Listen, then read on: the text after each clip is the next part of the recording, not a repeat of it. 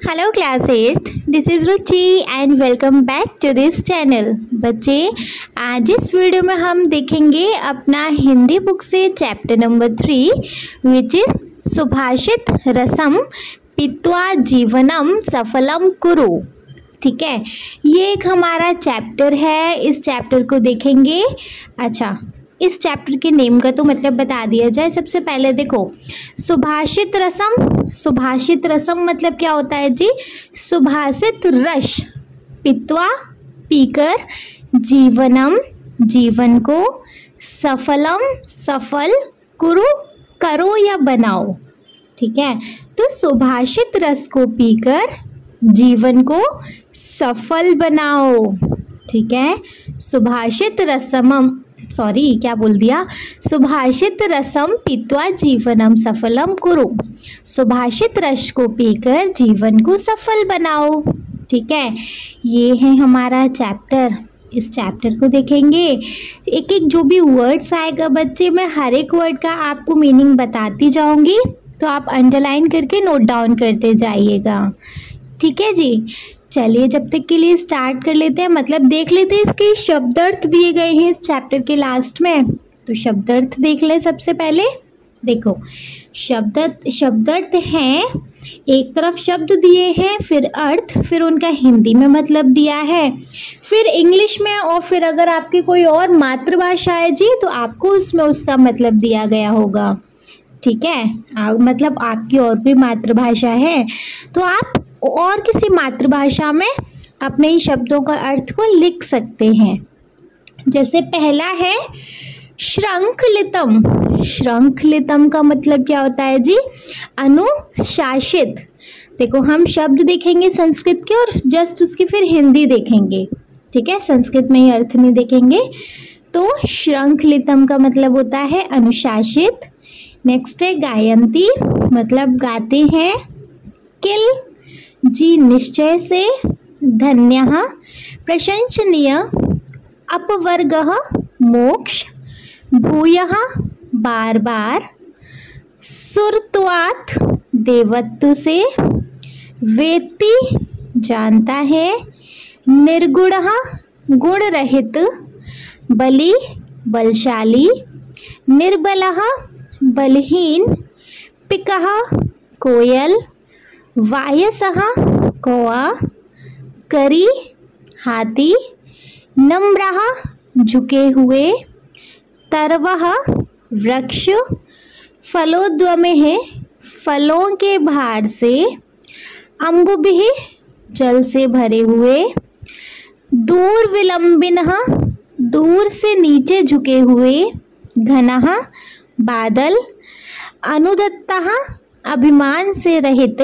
सत्पुरुषः अच्छे लोग, श्रमद्भिः बहुत धन से, कनकम सोना, परीक्ष्यते उसकी परीक्षा की जाती है, निर्घर्षणम घिसना, छेदनम काटना, ताड़नः प्रहार के द्वारा, कुलेन कुल से, शीलेन स्वभाव से, कर्मणा कार्य से, दीपयंती प्रकाशित करते हैं, प्रज्ञा विशिष्ट बुद्धि, कौल्यम अच्छे कुल में जन्म, दमः इंद्रियों का संयम, श्रुतमः शास्त्रों का ज्ञान, पराक्रमः वीरता, अबहुभाषिता मतलब कम और सार्थक बोलना, कम और अच्छा बोलना, मीनिंग वाला बोलना, मीनिंगफुल बोलना, है ना।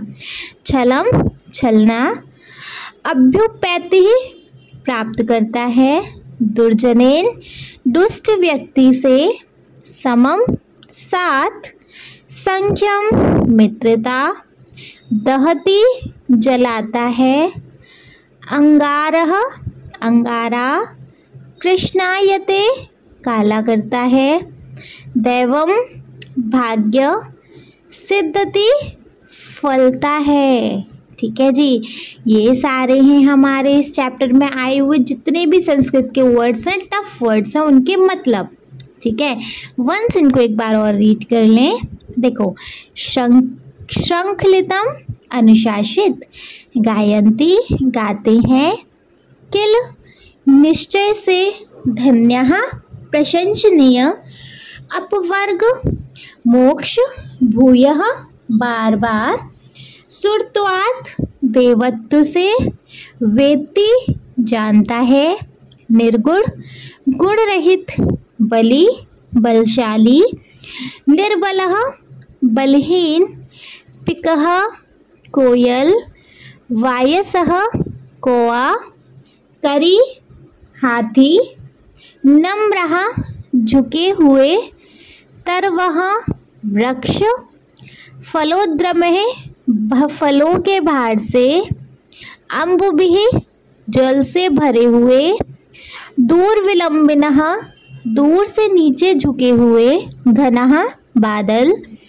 अनुदत्तः अभिमान से रहित, सत्पुरुषः अच्छे लोग, श्रमद्दिभिः बहुत धन से, कनकम सोना, परीक्ष्यते उसकी परीक्षा की जाती है, निर्घर्षणम घिसना, छेदनम काटना, ताड़नय प्रहार के द्वारा, कुलेन कुल से, शीलेन स्वभाव से, कर्मणा कार्य से, दीपयंती प्रकाशित करते हैं, प्रज्ञा विशिष्ट बुद्धि, कौल्यम अच्छे कुल में जन्म, दमः इंद्रियों का संयम, श्रुतम शास्त्रों का ज्ञान, पराक्रमः वीरता, अबहुभाषिता कम और सार्थक बोलना, छलम छलना, अभ्युपैति प्राप्त करता है, दुर्जनेन दुष्ट व्यक्ति से, समम साथ, संख्यम मित्रता, दहति जलाता है, अंगारः अंगारा, कृष्णायते काला करता है, देवम भाग्य, सिद्ध्यंती फलता है। करेक्ट जी। देखो, ये सारे हमारे संस्कृत के शब्द हैं और उनकी हिंदी में मतलब भी हैं। अब बच्चे हम जितने भी मतलब अब हम जो भी संस्कृत पढ़ेंगे उसका आराम से हिंदी में अनुवाद कर पाएंगे, क्योंकि हमने ये सारे शब्दों के मतलब जान लिए हैं, है ना। चलिए तो फिर स्टार्ट कर लें। देखो, सबसे पहले है हमारे पास एक लड़की, और आई थिंक ये बूढ़ी माँ है, शायद उसकी दादी हैं। तो एक लड़की अपनी दादी के साथ कन्वर्सेशन कर रही है, बातचीत हो रही है। पहले कुछ बेटी कह रही है, फिर उसकी दादी कुछ कह रही है, तो इस तरीके से यहाँ कन्वर्सेशन चल रही है। ठीक है, कन्वर्सेशन देखें क्या है। अच्छा, चैप्टर का नेम का तो मतलब पता चल गया। सुभाषित रसम पीत्वा जीवनम सफलम कुरु, मतलब सुभाषित रस को पीकर जीवन सफल बनाओ। ठीक है, देखो सबसे पहले लड़की ने कहा, पितामही एकाम नूतनाम कथाम कथयतु। पितामही मतलब पिता की माता, और पिता की माता कौन हुई जी? आपके पिताजी हैं, उनकी माँ आपकी कौन लगी? दादी माँ या दादी, है ना।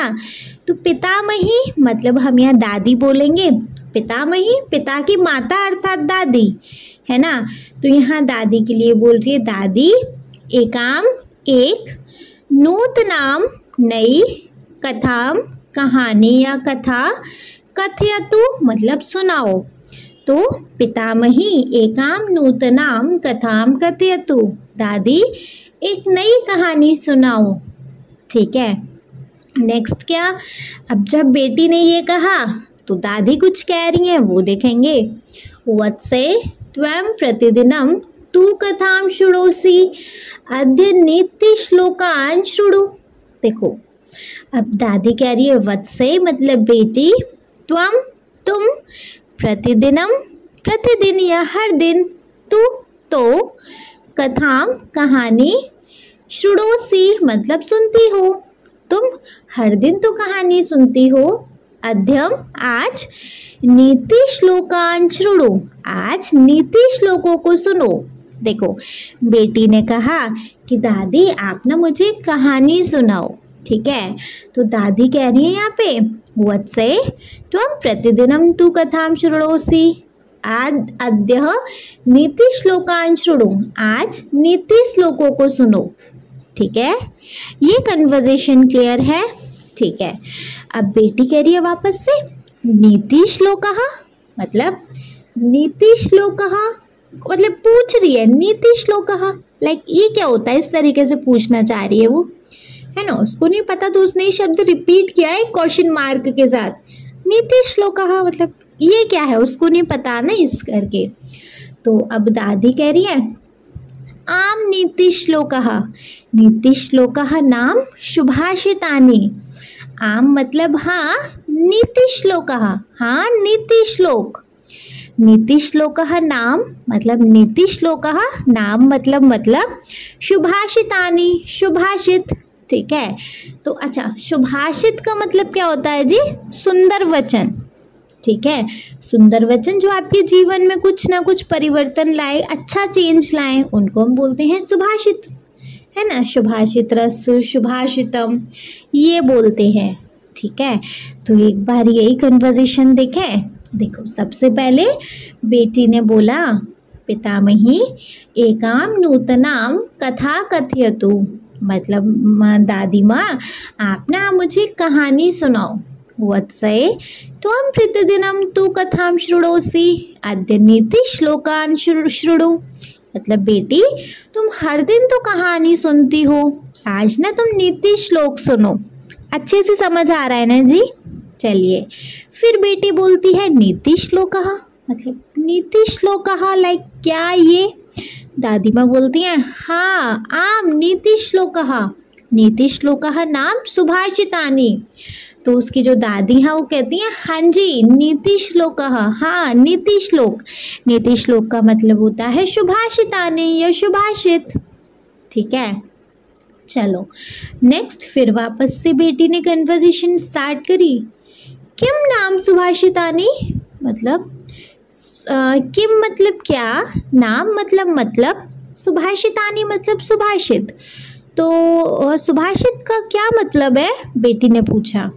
ठीक है, मतलब किम मतलब क्या, अंडरलाइन कर करके बच्चे इनके मीनिंग लिखते रहिएगा, है ना, जिससे कि जब भी आप संस्कृत को कन्वर्ट करने की कोशिश करोगे हिंदी में तो आपको ज़रा भी प्रॉब्लम नहीं होगी। इस करके मैं आपको एक एक वर्ड का मतलब समझाती हूँ। ठीक है, देखो किम नाम सुभाषितानि मतलब किम क्या, नाम मतलब सुभाषितानि सुभाषित। तो सुभाषित का क्या मतलब है, अब दादी माँ कह रही है सुष्ठु भाषितानि इति सुभाषितानि, अर्थात शोभनानि वचनानि तानि सर्वदा जनानां हिताय भवन्ति। तो यहाँ पे अब दादी बता रही सुभाषित का क्या मतलब है। सृष्ट भाषितानि इति सुभाषितानि, अर्थात शोभनानि वचनानि। तो देखो सृष्ट भाषितानि मतलब अच्छी बातें, सृष्ट अच्छी, भाषितानि बातें, इति ही सुभाषितानि सुभाषित हैं, अच्छी बातें ही सुभाषित हैं। सृष्टु अच्छी, भाषितानि बातें, इति ही सुभाषितानि सुभाषित हैं, अर्थात मतलब शोभनानि वचनानि मतलब शोभनानि शुभ, वचनानि वचन। ठीक है, दादी ने बोला कि अच्छी बातें ही सुभाषित हैं, मतलब कि अच्छे वचन, शुभ वचन। तानि सर्वदा जनानां हिताय भवन्ति, तानि मतलब वे, सर्वदा हमेशा, जनानां लोगों के, हिताय हित के लिए, भवन्ति होते हैं। तो तानि सर्वदा जनानां हिताय भवन्ति, वे हमेशा लोगों के हित के लिए होते हैं। ठीक है, ये मतलब समझ में आया कि सृष्टु भाषितानि इति सुभाषितानि, अर्थात शोभनानि वचनानि तानि सर्वदा जनानां हिताय भवन्ति। तो अच्छे बातें ही सुभाषित हैं, मतलब कि शुभ वचन, वे हमेशा लोगों के हित के लिए होते हैं, लोगों की भलाई के लिए होते हैं। तो जो अच्छी बात है जिससे हमारा कुछ भला हो, वो सारा कुछ सुभाषित रसम है ना, मतलब सुभाषित हैं। ठीक है, इस पूरे पेज को एक बार देख लें। देख लो, सबसे पहले हमने देखा पितामही एका नूतनाम कथाम कथयन्तु। दादी माँ आप मुझे कथा सुनाओ। फिर वत्से तुम प्रतिदिनम तु कथाम शृणोसि अद्य नीति श्लोकान शृणु। मतलब बेटी तुम हर दिन तो कथा सुनती हो, आज नीति श्लोक सुनो। नेक्स्ट है नीति श्लोकः, मतलब नीति श्लोक। आम नीति श्लोक, नीति श्लोकः नाम सुभाषितानि। हाँ जी, नीति श्लोक, नीति श्लोक का मतलब है सुभाषितानि। नेक्स्ट फिर बेटी कहती है किम नाम सुभाषितानि, सुभाषित का क्या मतलब है। दादी माँ कहती हैं सृष्टु भाषितानि इति सुभाषितानि अर्थात शोभनानि वचनानि तानि सर्वदा जनानां हिताय भवन्ति। कि अच्छी बातें ही सुभाषित हैं, मतलब सुंदर वचन है, शुभ वचन है, वे हमेशा लोगों के हित के लिए होते हैं। ठीक है, ये अच्छे से क्लियर है ना बच्चे? आई होप बहुत अच्छे से क्लियर हो गया होगा, मैंने बहुत अच्छे से समझाया है। ठीक है, चलिए फिर नेक्स्ट आ जाते हैं। नेक्स्ट है सुभाषित पठनेन कः लाभः। बेटी फिर से पूछ रही है कि सुभाषित पठनेन कः लाभः, मतलब सुभाषित पठनेन मतलब होता है सुभाषितों को पढ़ने से, सुभाषितों को पढ़ने से कह मतलब क्या, लाभः मतलब लाभ है। सुभाषितों को पढ़ने से क्या फायदा है, क्या लाभ है, बेटी बोल रही है। ठीक है, फिर दादी ने बोला सुभाषित पठनेन आदर्श मानव जीवन निर्माणाय प्रेरणा प्राप्ते। मानव जीवनस्य सुखाय श्रमदे च सुभाषितानां पठनस्य आवश्यकता अस्ति। यह सुभाषितानि पठित्वा कार्यक्षेत्रे तस्य ज्ञानस्य प्रयोगं करोति सः बहून् लाभान् प्राप्नोति। ठीक है, अब दादी माँ ने रिप्लाई किया कि सुभाषित पठनेन मतलब सुभाषित को पढ़ने से आदर्श मानव जीवन निर्माणाय प्रेरणा प्राप्ते, मतलब आदर्श मानव जीवन निर्माणाय मतलब निर्माण के लिए, प्रेरणा प्राप्ते प्रेरणा प्राप्त होती है। दादी ने जवाब दिया कि सुभाषितों को पढ़ने से आदर्श मानव जीवन निर्माण के लिए प्रेरणा प्राप्त होती है। हमें अच्छा जीवन बनाने के लिए सुभाषितों को पढ़ने से प्रेरणा मिलती है। ठीक है, मानव जीवनस्य सुखाय श्रमदे च सुभाषितानां पठनस्य आवश्यकता अस्ति। मानव जीवन के सुखाय मतलब सुख, श्रमदे च और श्रमदि के लिए सुभाषितानां सुभाषितों को पढ़ने की, सुभाषितानां पठनस्य सुभाषितों को पढ़ने की आवश्यकता ज़रूरत अस्ति है। देखो मानव जीवनस्य कहा गया, मानव जीवन के सुखाय सुख, श्रमदे च और सुख के श्रमदि के लिए सुभाषितानां पठनस्य आवश्यकता अस्ति, सुभाषितों को पढ़ने की ज़रूरत है। ठीक है, तो सुभाषित यहाँ तक हो गया। ठीक है, नेक्स्ट है यह सुभाषितानि पठित्वा कार्यक्षेत्रे तस्य ज्ञानस्य प्रयोगं करोति सः बहून् लाभ प्राप्नोति। तो यह मतलब जो सुभाषितानि पठित्वा सुभाषित को पढ़कर कार्यक्षेत्रे तस्य ज्ञानस्य प्रयोगं करोति अपने काम में उस ज्ञान का उपयोग करता है। कार्यक्षेत्रे मतलब अपने काम में, तस्य मतलब उस, ज्ञानस्य मतलब ज्ञान का, प्रयोगम करोति मतलब प्रयोग करता है। सह बहुन लाभान प्राप्तोन्ति। वह, सह मतलब वह, बहुन मतलब बहुत, लाभान मतलब लाभ, प्राप्तोन्ति मतलब पाता है। ठीक है, समझ में आया? अच्छा, वापस से इन सब का एक एक बार मतलब बता दूं। देखो, सुभाषित पठनेन मतलब सुभाषितों को पढ़ने से आदर्श मानव जीवन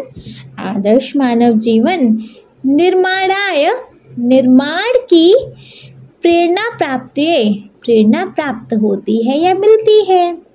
मानव जीवनस्य सुखाय श्रमदे च सुभाषितानां पाठनस्य आवश्यकता अस्ति।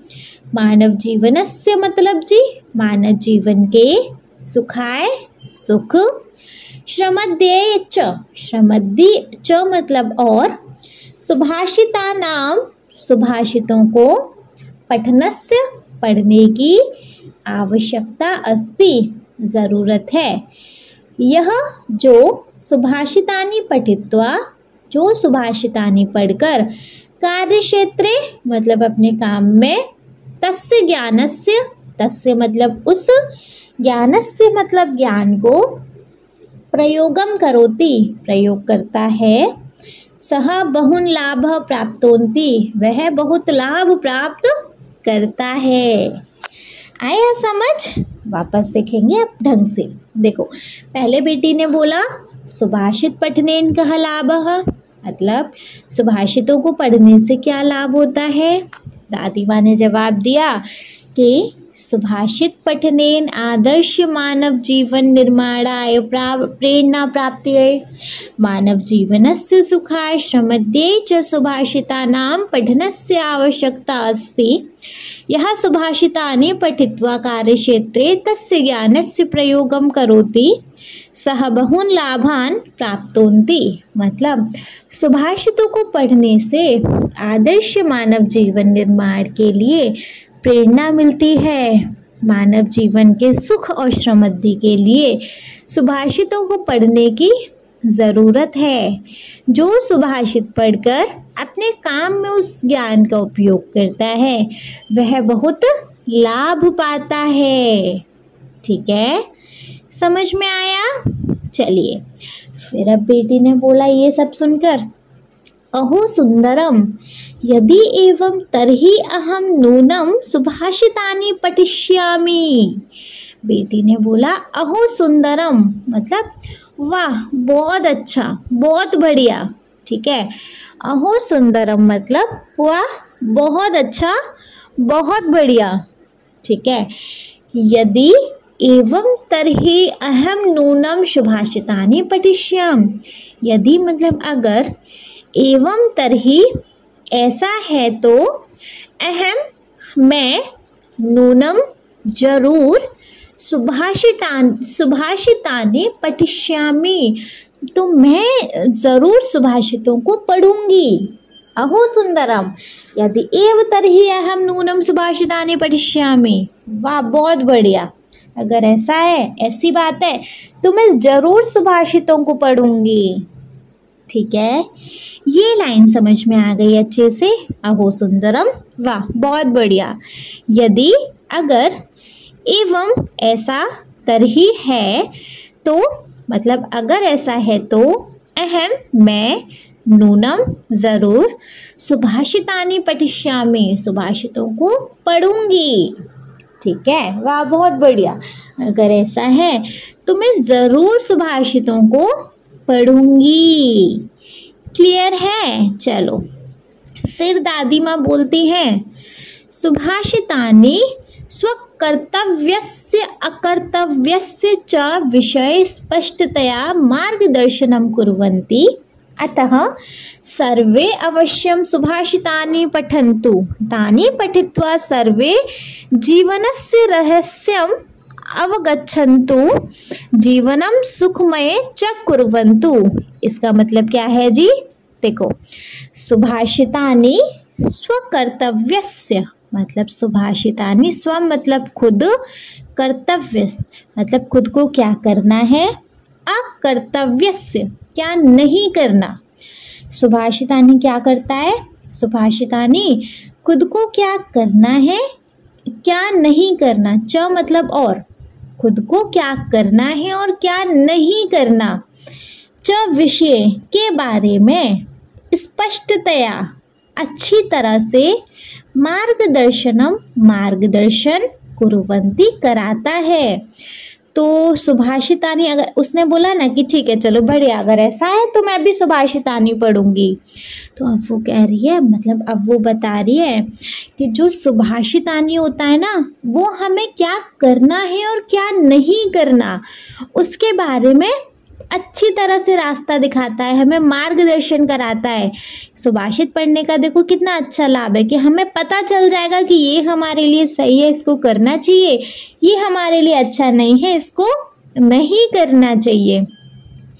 अतः इसलिए सर्वे अवश्यम सुभाषितानि पठन्तु, इसलिए सर्वे मतलब सभी को, अवश्यम जरूर, सुभाषितानि सुभाषितों को, पठन्तु पढ़ना ही है, इसीलिए सभी को जरूर सुभाषितों को पढ़ना ही है। क्लियर है? चलो नेक्स्ट है कहानियाँ। तानि पठित्वा सर्वे जीवनस्य रहस्यम अवगच्छन्तु, तानि उनको, पठित्वा पढ़कर, सर्वे सभी, जीवनस्य जीवन के, रहस्यों को, अवगच्छन्तु को जानो,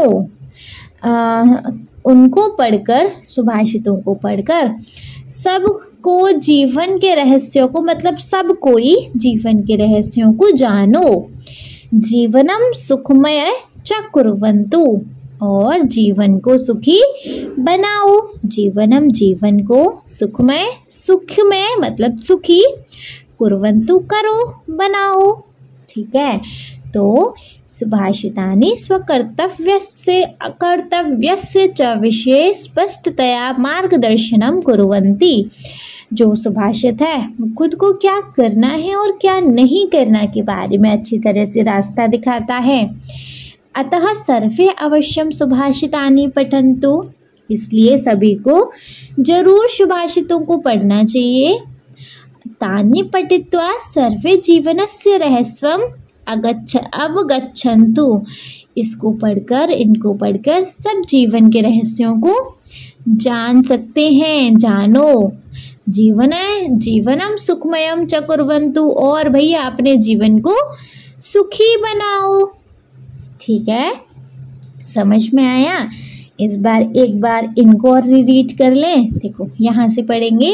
पहले बेटी ने बोला सुभाषित पठनेन कः लाभः, मतलब सुभाषितों को पढ़ने से क्या लाभ है, क्या फायदा है। तो दादी ने बोला सुभाषित पठनेन आदर्श मानव जीवन निर्माणाय प्रेरणा प्राप्ते, सुभाषितों को पढ़ने से आदर्श मानव जीवन निर्माण के लिए प्रेरणा मिलती है। मानव जीवनस्य सुखाय श्रमद्यै च सुभाषितानां पठनस्य आवश्यकता अस्ति, और मानव जीवन के सुख और समृद्धि के लिए सुभाषितों को पढ़ने की ज़रूरत है। यह सुभाषितानि पठित्वा कार्यक्षेत्रे तस्य ज्ञानस्य प्रयोग करोति सः बहुन लाभ प्राप्नोति, मतलब जो सुभाषितों को पढ़कर अपने काम में उस ज्ञान को उपयोग करता है वह बहुत लाभ पाता है।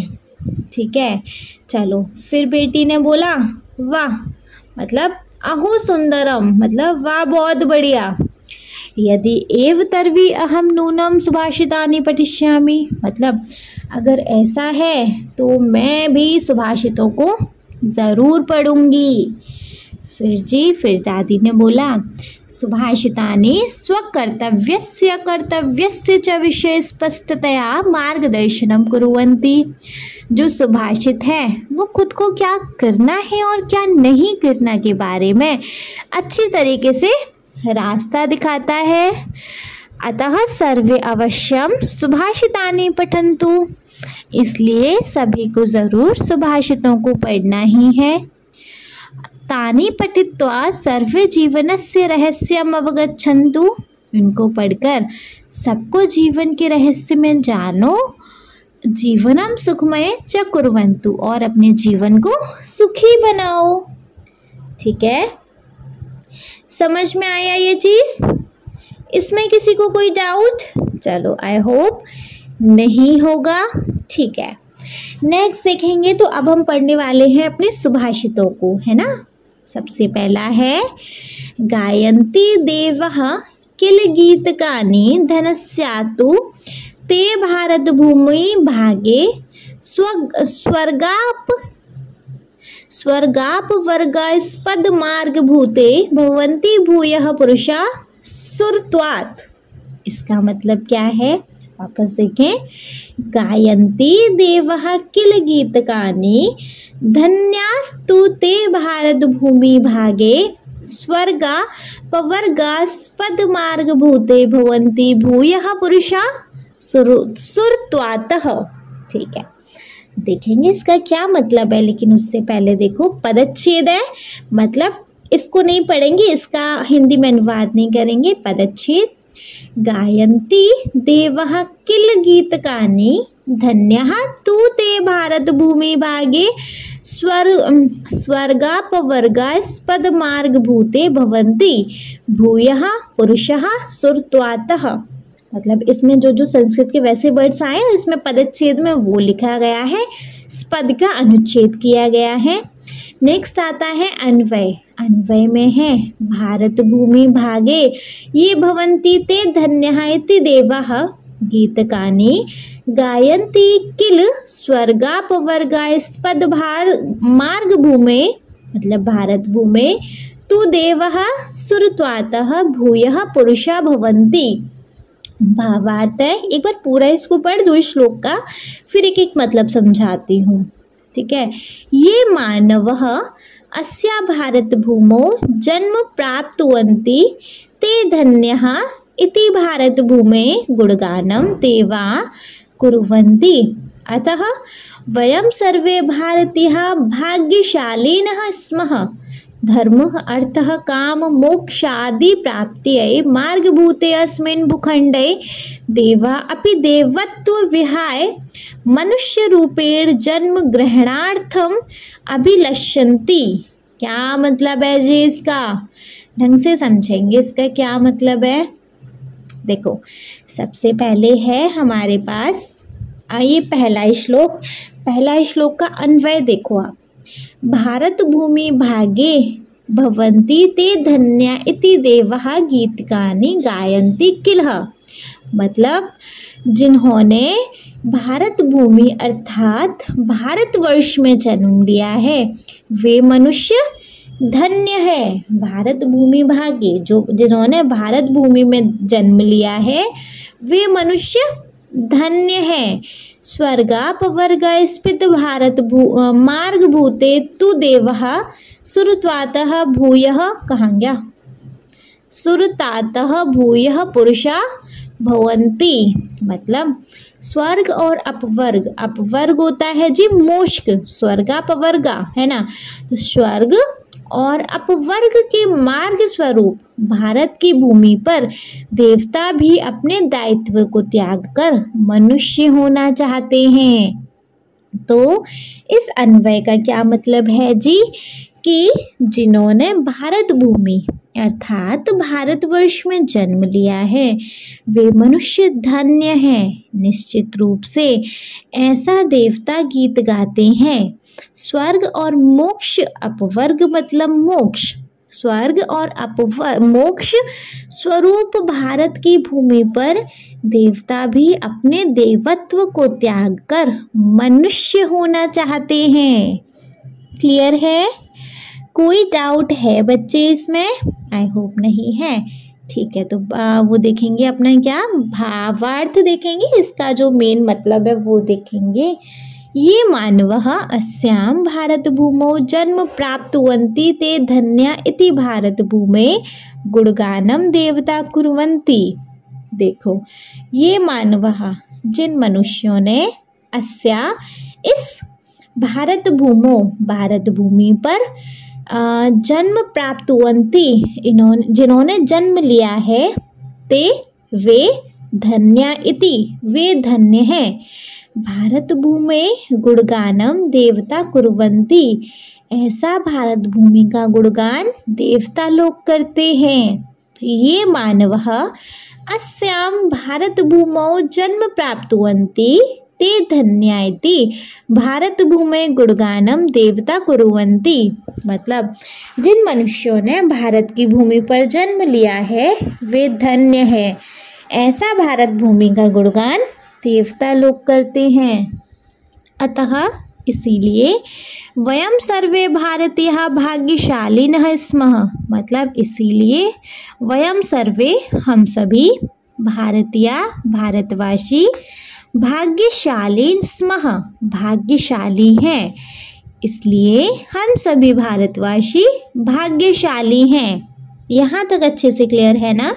चलो नेक्स्ट है धर्म अर्थ काम मोक्ष आदि प्राप्त्यन्ते, मतलब जी धर्म अर्थ काम मतलब कामना, और क्या है कहाँ गया मोक्ष आदि प्राप्त्यन्ते, मोक्ष आदि की प्राप्ति, मार्ग भूतेस्मिन् मतलब मार्ग भूते मतलब मार्ग स्वरूप, कहाँ गया मार्ग भूतेस्मिन् भूखंडे देवः अपि देवत्व विहाय मनुष्य रूपेण जन्म ग्रहणार्थम अभिलषन्ति, मतलब धर्म कर्म कामना मोक्ष आदि की प्राप्ति का मार्ग भूते मतलब मार्ग स्वरूप, अस्मिन् भूखंडे देवा इस भूखंडे भूमि में, देवा देवता, अपि भी देवत्व अपना देवत्व, विहाय त्याग कर, मनुष्य रूपेण मनुष्य रूप में, जन्म ग्रहणार्थम जन्म लेने की, अभिलषन्ति इच्छा रखते हैं या कामना करते हैं। तो धर्म अर्थ काम मोक्षादि प्राप्त्यन्ते मार्गभूते अस्मिन् भूखंडे देवः अपि देवत्व विहाय मनुष्य रूपेण जन्म ग्रहणार्थम अभिलषन्ति, मतलब धर्म अर्थ कामना मोक्ष आदि की प्राप्ति का मार्गभूते मतलब मार्ग स्वरूप इस भूमि में देवता भी अपना देवत्व त्याग कर मनुष्य रूप में जन्म लेने की इच्छा रखते हैं। क्लियर है, ये चीज समझ में आ गई। ठीक है, वंस एक बार इसको रीड कर लें। देखो अन्वय से रीड करते हैं। इस जो भी क्या बोलते हैं इस सुभाषित का ये मतलब है, गायन्ति देवः किल गीतकानि धनस्यातु ते भारत भूमि भागे स्ववर्गा पवर्गा स्पद मार्ग भूते भवन्तु भूयः पुरुषा सुरत्वातः। इसका हमने भावार्थ देख लिया कि इसका क्या मतलब है जी, कि जिन मनुष्यों ने भारत की भूमि पर जन्म लिया है वे धन्य हैं। ऐसा भारत भूमि का गुणगान देवता लोग करते हैं। सीधा सीधा मतलब दिया हुआ है इस श्लोक का भावार्थ में, तो हमने सीधा भावार्थ को कन्वे किया है। इसलिए हम सभी भारतवासी भाग्यशाली हैं। धर्म अर्थ कामना मोक्ष आदि की प्राप्ति का मार्ग भूते इस भूमि में देवता भी अपना देवत्व त्याग कर मनुष्य रूप में जन्म लेने की इच्छा रखते हैं। ठीक है, तो अन्वय देखेंगे पहले। भारत भूमि भागे भवन्ति ते धन्या इति देवाः गीतकानि गायन्ति किल स्वर्गापवर्गा स्पद मार्ग भूते तु देवासुरत्वातः भूय पुरुषः भवन्ति। जिन्होंने भारत भूमि अर्थात भारतवर्ष में जन्म लिया है वे मनुष्य धन्य हैं। निश्चित रूप से ऐसा देवता गीत गाते हैं। स्वर्ग और अपवर्ग की मार्ग स्वरूप भारत की भूमि पर देवता भी अपने देवत्व को त्याग कर मनुष्य होना चाहते हैं। ठीक है, भावार्थ ये मानवः अस्यां भारत भूमौ जन्म प्राप्नुवन्ति ते धन्या इति भारत भूमि गुणगानम देवा कुर्वन्ति। जिन मनुष्यों ने भारत की भूमि पर जन्म लिया है वे धन्य हैं। ऐसा भारत भूमि का गुणगान देवता लोग करते हैं। अतः वयम सर्वे भारतीय भाग्यशालीन स्मः, इसलिए हम सभी भारतवासी भाग्यशाली हैं।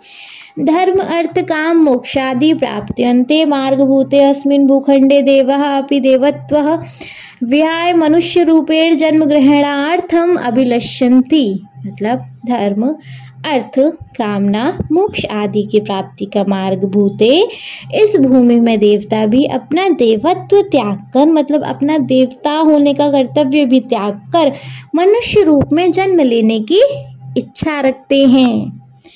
क्लियर है? आई होप अच्छे से क्लियर हो गया होगा। चलिए क्लियर है तो देखेंगे अपना नेक्स्ट वन जी।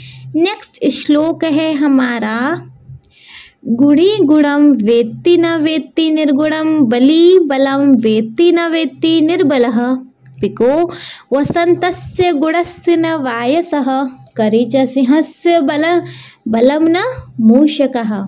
वंस रीड करेंगे। गुणी गुणम वेत्ति न वेत्ति निर्गुणम बली बलम वेत्ति न वेत्ति निर्बलम पिको वसंतस्य गुणम न वायसः करी च सिंहस्य बलम न मूषकः। इसका पदच्छेद देखेंगे। गुणी गुणम वेत्ति न वेत्ति निर्गुणम बली बलम वेत्ति न वेत्ति निर्बलः पिका वसंतस्य गुणम न वायसः करी च सिंहस्य बलम न मूषकः। अन्वय देखेंगे जी। गुणी गुणम वेत्ति निर्गुणम गुणम न वेत्ति बली बलम वेत्ति निर्बलम बलम न वेत्ति पिकः वसंतस्य गुणम वेत्ति वायस्य न वेत्ति करी च सिंहस्य बलम मूषकः न वेत्ति। क्या मतलब है कि गुणगान व्यक्ति गुणों को समझता है। गुणी गुणम वेत्ति, गुणगान व्यक्ति जो है, गुणी जो है गुणों को समझता है। निर्गुणम न वेत्ति, निर्गुण जो है जिसमें गुण नहीं है वो गुणों को नहीं समझता। गुणम न वेत्ति, गुणों को नहीं समझता। बली बलम वेत्ति, बली मतलब बलवान, जो बलवान होता है वो बल को समझता है। निर्बलम न वेत्ति, जबकि निर्बल है जो बल जिसमें नहीं है वो बल को नहीं समझता। पिकः वसंतस्य गुणम वायसः न वेत्ति। देखो पिकः वसंतस्य गुणम वेत्ति, मतलब क्या है, जो पिक है, जो कोयल है, वसंत के आगमन के गुण को पहचान लेती है ना। वायस न वेत्ति, वायस मतलब कौवा, कौवा वसंत के आगमन के गुण को नहीं पहचान पाता, है ना। करी च सिंहस्य बलः वेत्ति, और जो करी है मतलब हाथी है और सिंह है मतलब हाथी सिंह के बल को पहचान सकता है ना। मूषकस्य सिंहस्य बलम न वेत्ति, लेकिन चूहा सिंह के बल को नहीं पहचान सकता। आई बात समझ में? इस बात का क्या मतलब है? गुणी गुणम वेत्ति, जो गुणी व्यक्ति है, जो गुणगान व्यक्ति है वो गुण को समझ सकता है, वेत्ति समझ सकता है। निर्गुणम गुण न वेत्ति, जो निर्गुण है वो गुण को नहीं समझ सकता, है ना भैया। वो अच्छी क्वालिटी क्या जाने जिसके अंदर खुद नहीं है ना, वही बात। बली बलम वेत्ति, जो बलवान व्यक्ति है वो बल को समझ सकता है। निर्बलः बला न वेत्ति, लेकिन जो निर्बल है वो बल को नहीं समझ सकता। पिकः वसंतस्य गुणम वेत्ति, जो पिक है, जो कोयल है, वसंतस्य वसंत के आने के गुण को समझ लेती है, पहचान लेती है। जबकि वायसः न वेत्ति, जो वायस है, जो कौवा है, वो वसंत के आने को नहीं पहचान पाता। करी च सिंहस्य बलस्य वेत्ति, जो करी है, जो हाथी है, वो सिंह के बल को पहचान सकता है। मूषकस्य सिंहस्य बलस्य न वेत्ति, लेकिन जो चूहा है वो सिंह के बल को नहीं पहचान सकता। क्लियर? यहाँ तक क्लियर है ना? चलिए नेक्स्ट सीखेंगे। आ जाओ इसके भावार्थ पे। भावार्थ है हमारा, कहाँ गया गुणवान जनः अनिश्या सद्गुणान ज्ञानतुम शक्नोति परंतु गुणहीन जन अपरेषां सुगुणान् अवगन्तुं समर्थः न भवति। बलवान जन यथा अनिश्यः बल ज्ञातुं शक्नोति तथा बलरहितः जनः अन्येषः बलः ज्ञातुं न शक्नोति। वसन्तकाले आगते पिकः वसन्तस्य गुणानुरूपं कुहतान् करोति, परन्तु काकः मधुरगातुं न शक्नोति।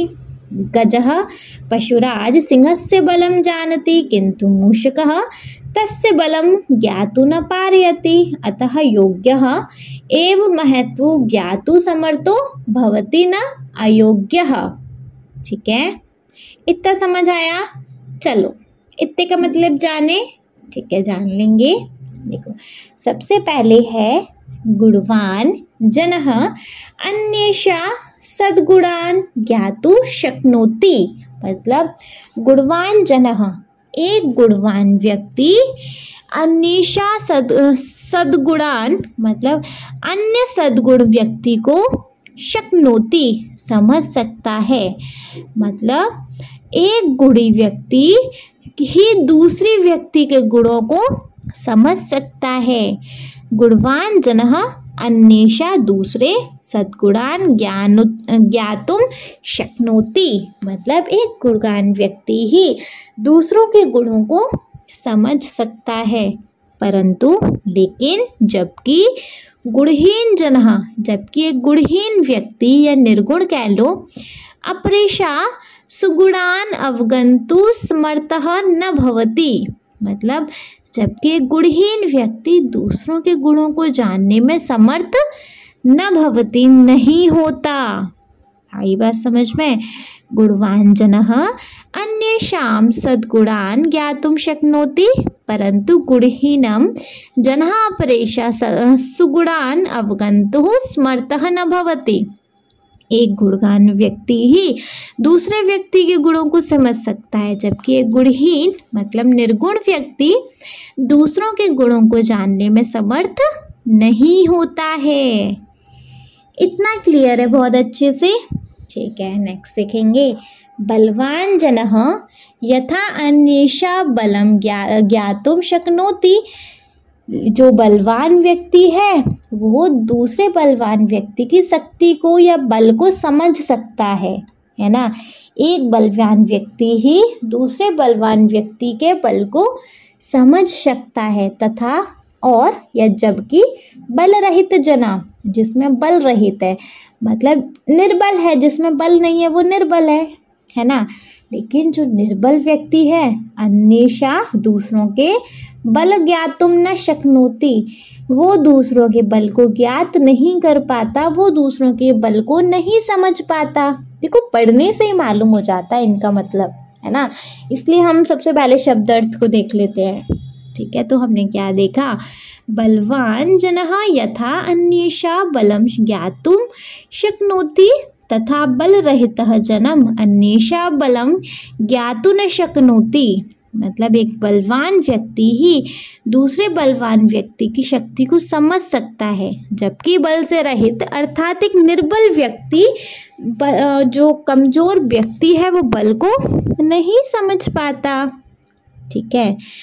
वसंत काले आगते पिकः वसंतस्य गुणानुरूपम कहुताम करोति।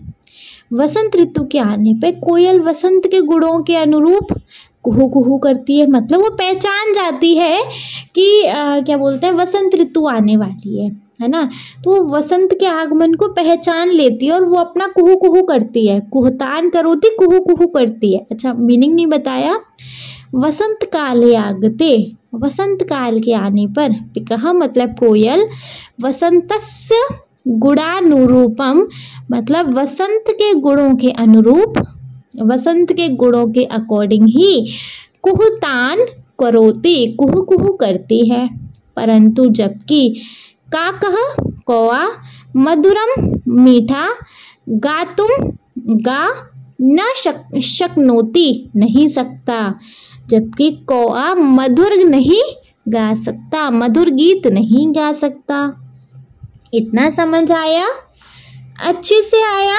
देखो, क्या समझा हमने जी कि गुणवान जनः अन्येषां सद्गुणान् ज्ञातुं शक्नोति परन्तु गुणहीन जनः अपरेषां सुगुणान् अवगन्तुं समर्थः न भवति। बलवान जनः यथा अन्येषां बलं ज्ञातुं शक्नोति तथा बलरहितः जनः अन्येषां बलं ज्ञातुं न शक्नोति। वसन्तकाले आगते पिकवक् वसन्तस्य गुणानुरूपं कुहतान् करोति परंतु काकमधुर ज्ञातुं न शक्नोति। मतलब एक गुणवान व्यक्ति ही दूसरे व्यक्ति के गुणों को समझ सकता है, जबकि एक गुणहीन व्यक्ति दूसरों के गुणों को जानने में समर्थ नहीं होता है। एक बलवान व्यक्ति ही दूसरे बलवान व्यक्ति की शक्ति को पहचान सकता है, जबकि बल से रहित अर्थात एक निर्बल व्यक्ति कमजोर मतलब बल को नहीं समझ पाता। जैसे वसंत ऋतु के आने पर कोयल वसंत के अनुरूप कुहू कुहू करती है, जबकि कौआ मधुर गीत नहीं गा पाता। इतना क्लियर है? ये अच्छे से समझ आ गया। चलिए आ गया तो इसके आगे भी है। गजः पशुराज सिंहस्य बल जानति। जो गज है, जो हाथी है, वो पशुराज पशु के राजा जानवरों के राजा अर्थात शेर के बल को जान सकता है। जो हाथी है वो शेर के राजा, अरे शेर के राजा कह रही, जानवरों के राजा मतलब शेर के बल को जान सकता है। किंतु मूषकः जो मूषक है तस्य उसके बलम बल को ज्ञातु न पारयति को नहीं जान पाता। किंतु जो चूहा है वो उसकी ताकत को नहीं जान पाता। अतः इसलिए योग्यः एव महत्वं ज्ञातुं समर्थो भवति न अयोग्यः। इसलिए योग्य ही महत्व को जानने में समर्थ होता है, अयोग्य नहीं। मतलब अतः योग्यः एवं ही महत्वं महत्व को ज्ञातुं जानने में समर्थो भवति समर्थ होता है, न अयोग्यः अयोग्य नहीं। तो गजः पशुराजस्य सिंहस्य बलं जानति किंतु मूषकः तस्य बलं ज्ञातुं न पारयति। अतः योग्यः एव महत्वं ज्ञातुं समर्थो भवति न अयोग्यः। मतलब जो हाथी ही जानवरों के राजा अर्थात शेर के बल को जान सकता है, जबकि जो चूहा है उसके बल को नहीं जान पाता। इसलिए योग्य ही महत्व को जानने में समर्थ होता है, अयोग्य नहीं। इतना क्लियर है? बहुत अच्छे से समझ आया। चलिए आया तो वंस एक बार रीड करना बनता है। देखो देखेंगे अपना क्या बोलते हैं सेकंड दोहे का एग्जैक्ट भावार्थ हमें दिया है, तो हम भावार्थ का ही मतलब देखेंगे। गुड़ी गुणम वेत्ति न वेत्ति निर्गुणः, बली बलम वेत्ति न वेत्ति निर्बलः, पिको वसन्तस्य गुणम न वायसः, करि च सिंहस्य बलं न मूषकः। इसका अन्वय है, पदच्छेद नहीं पढ़ेंगे। अन्वय और भावार्थ का मतलब देख रहे हैं। कहाँ गया?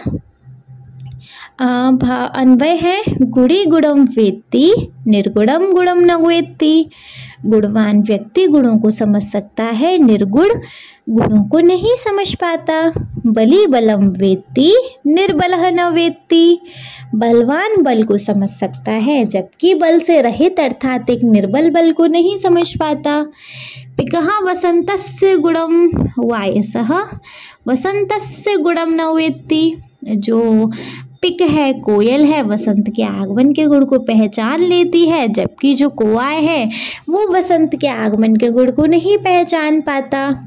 करि च सिंहस्य बलम वेत्ति। जो करी है, हाथी है, वो सिंह के बल को पहचान सकता है। मूषकस्य सिंहस्य बलम न वेत्ति। जबकि जो चूहा है वो सिंह के बल को नहीं पहचान पाता।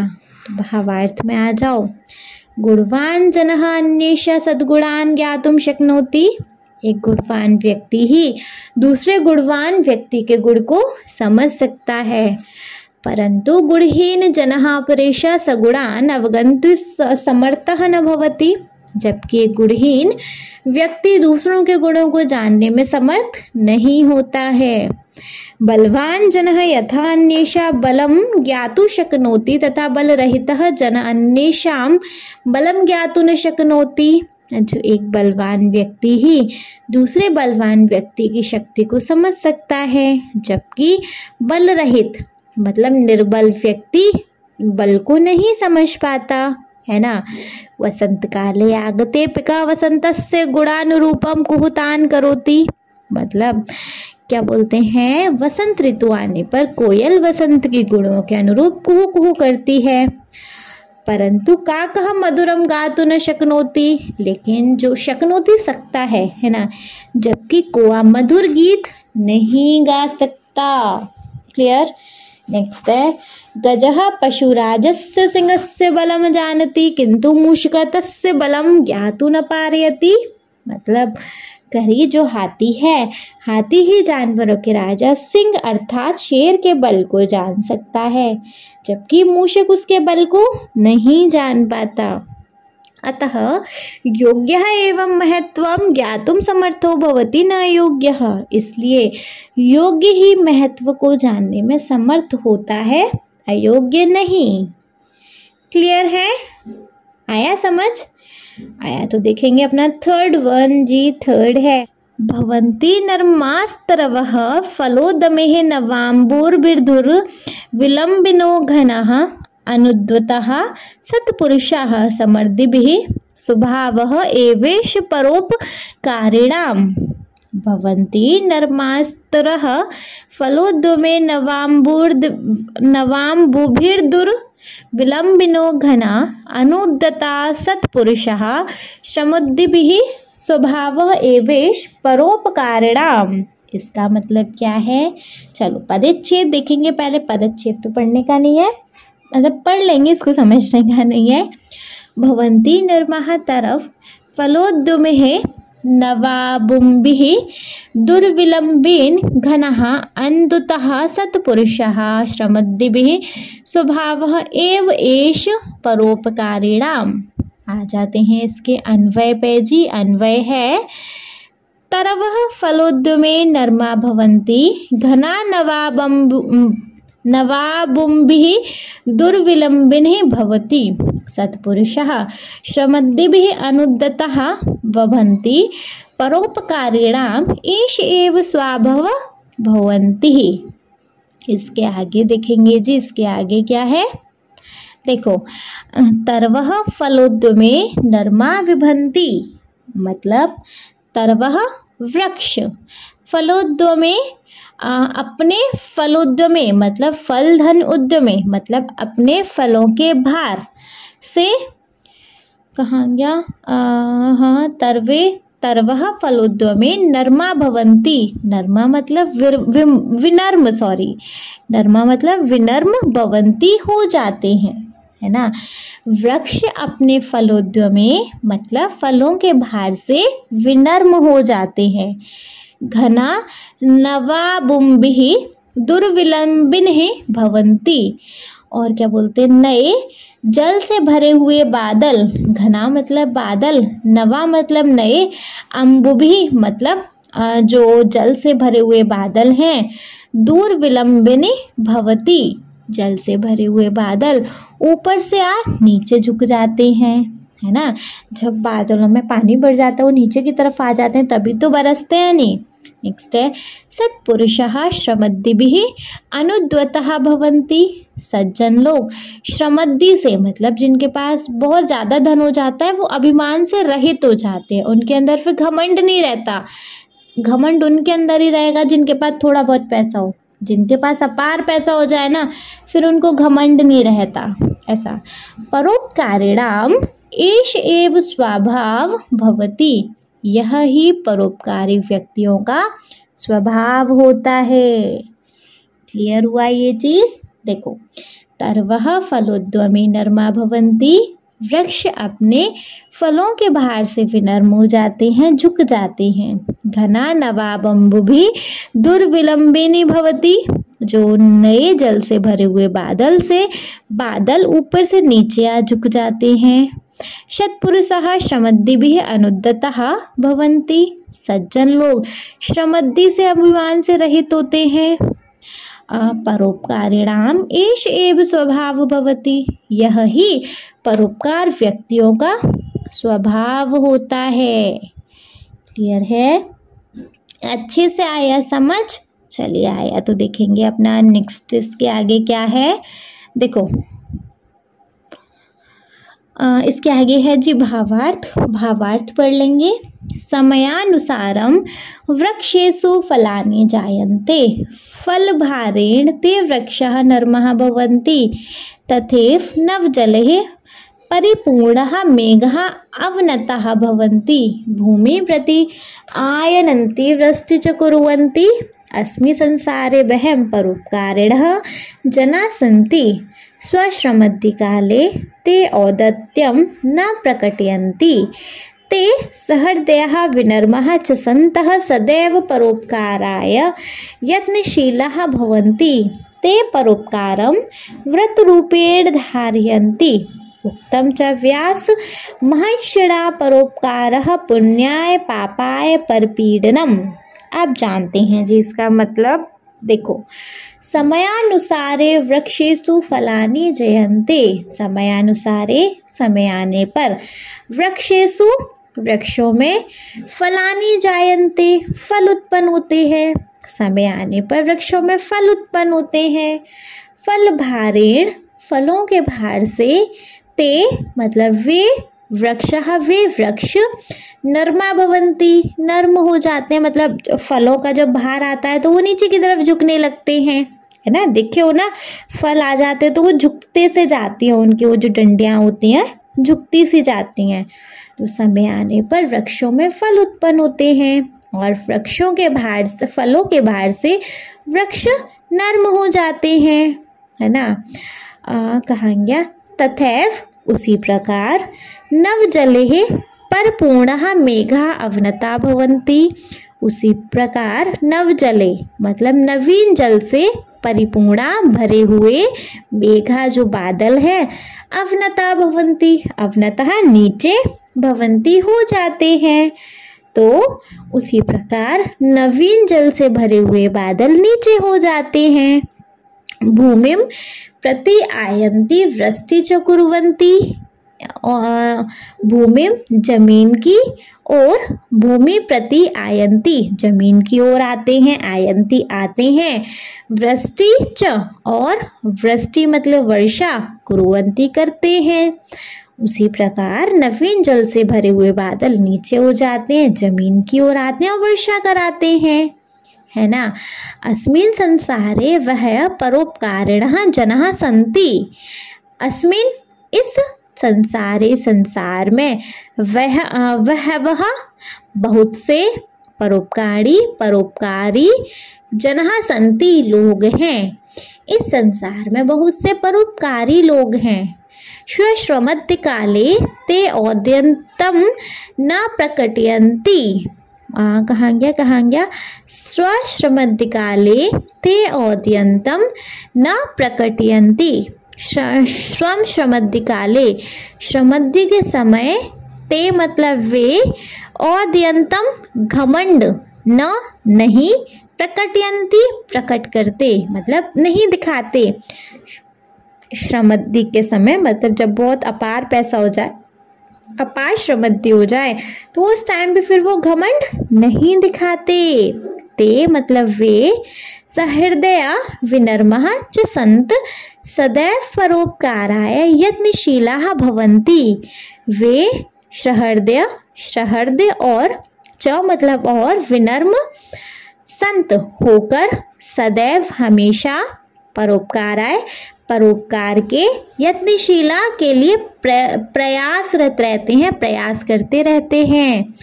तो वे सहृदय और विनम्र होकर हमेशा परोपकार के लिए प्रयास करते रहते हैं।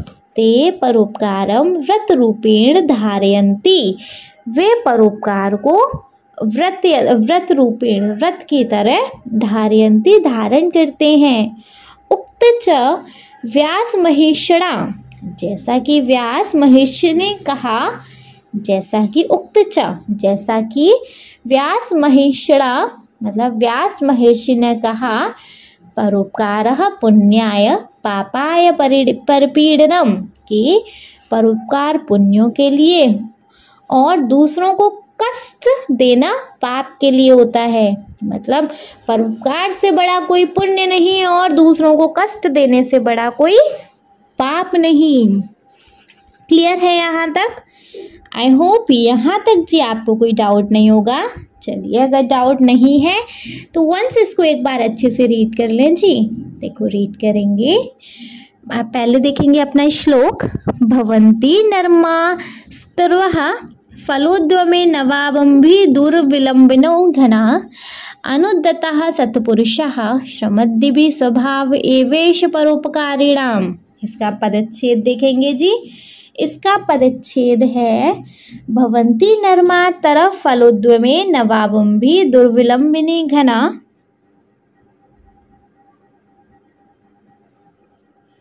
अनुद्दतः सत्पुरुषः श्रमद्दिभिः स्वभाव एव एष परोपकारिणाम। अन्वय देखेंगे इसका। तरव फलोद्यमे नरमा भवन्ति, वृक्ष अपने फलों के भार से विनर्म हो जाते हैं। कहाँ गया? घना नवा अम्बुभि दुर्विलंबिनी सत्पुरुषा श्रमद्दि अनुद्दता, मतलब और जो जल से भरे हुए बादल नीचे आ जाते हैं और सज्जन लोग श्रमद्दि से अभिमान रहित हो जाते हैं। परोपकारिणाम एष एव स्वभाव भवति, यह ही परोपकार व्यक्तियों का स्वभाव होता है। आ जाते हैं भावार्थ पर।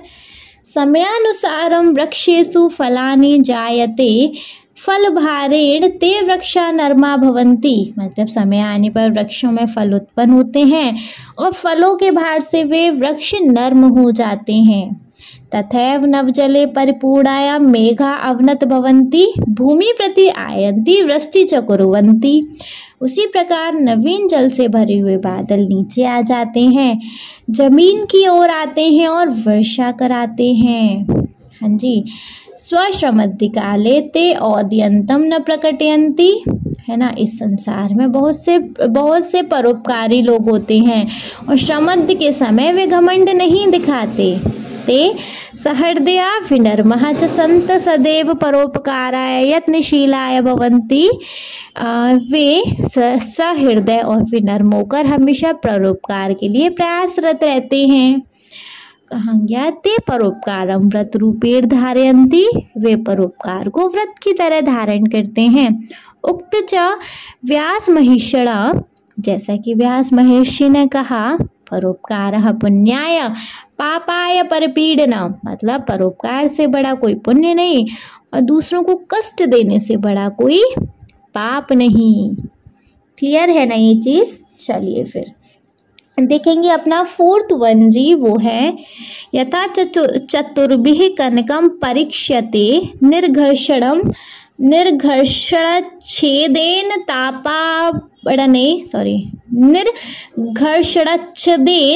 तापाड़ने तथा चतुर्भिः पुरुषः परीक्ष्यते कुलेन शीलेन गुणेन कर्मणः।